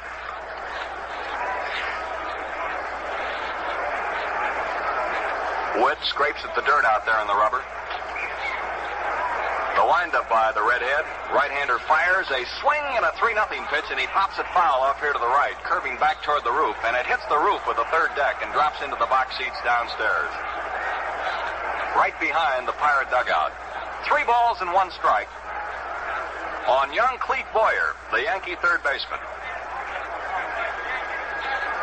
The windup and the pitch by Red Witt. Swing and another foul ball. It's going to be back near the light tower, over the roof, and onto the street on the first base side. Full count, 3-2. A new baseball tossed out by plate umpire John Stevens to the mound. 1 gone here in the Yankee 9th inning. The pitch by Red Witt. Swinging a ground ball. A 1-hopper to Maz at second base. He has it. Fires to Stewart. Boyer's out. There are 2 men gone. Brings up the left fielder, Tony Kubek. Kubek has 1 for 4 and a run driven in. He has scored twice himself. 2 out and nobody on in the top of the 9th. Looking ahead to the bottom of this inning, the Bucs will send up Stewart, Samoli, and Hal Smith. The windup, the pitch by Red Witt on the way. Here's a ball that's inside, 1-0. Tony Kubek celebrating his 24th birthday today, but the present actually has been handed to Whitey Ford. 12 runs he's had to work with. Here's the pitch. Swinging a well-hit ball to right field. Clemente back, near the wall, leaps, he has it. Clemente caught that ball in deep right field to retire the side, right up against the green wall out there at the 375 side. 3 up and 3 down in the 9th inning for the New York Yankees. No runs, no hits. Nobody left on, and that is the first time since the first inning that the Bombers have been retired 1-2-3. And the score at the end of 8.5 innings of play is the Yankees 12 and the Pirates nothing. Well, the Yankees came fighting back here this afternoon after trailing in the series 3-2. I guess every series has its high spot. And to many men, a high spot was their introduction to the almost unbelievable shaving comfort of the wonderful Gillette Super Blue Blade. Have you tried this amazing new blade? For you men who haven't, believe me, I've got plenty to back me up in this statement. You're missing a thrill you'll remember for a long, long time. Because this blade gives you clean shaves, easy shaves, so fast and comfortably you just can't describe it. Super Blue Edges are produced by a brand new process exclusive with Gillette. And this blade fits all Gillette razors. Try it on Gillette's money-saving special offer. Until the supply is exhausted, you get a dispenser of Gillette Super Blue Blades, a super speed razor, and sturdy travel case, all for only 89 cents. A dispenser of 10 Super Blue Blades costs 69 cents, 15 for $1.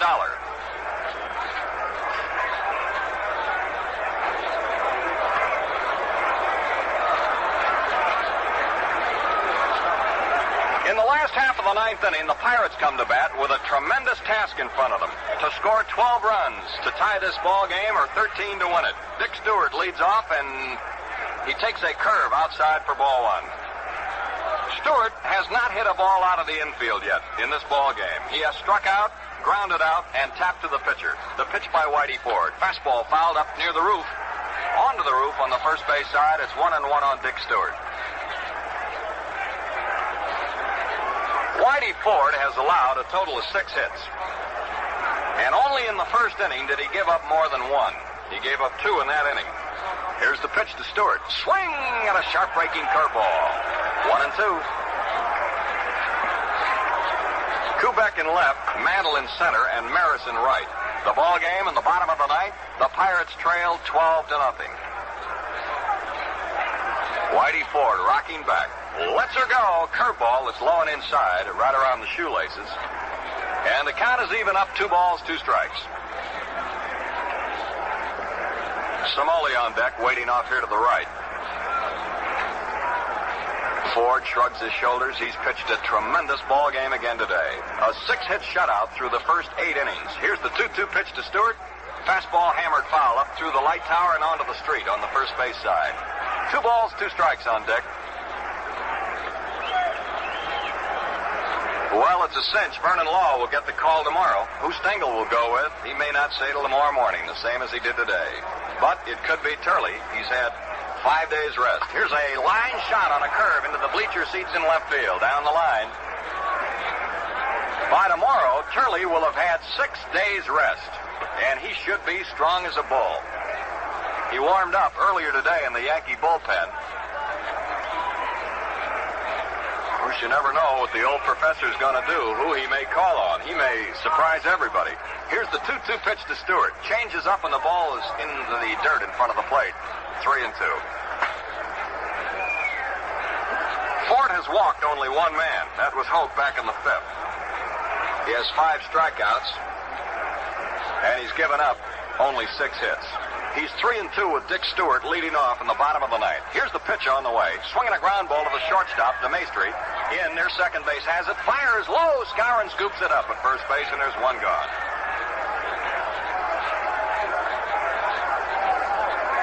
Well, Whitey has had those Pirate hitters beating that ball into the dirt.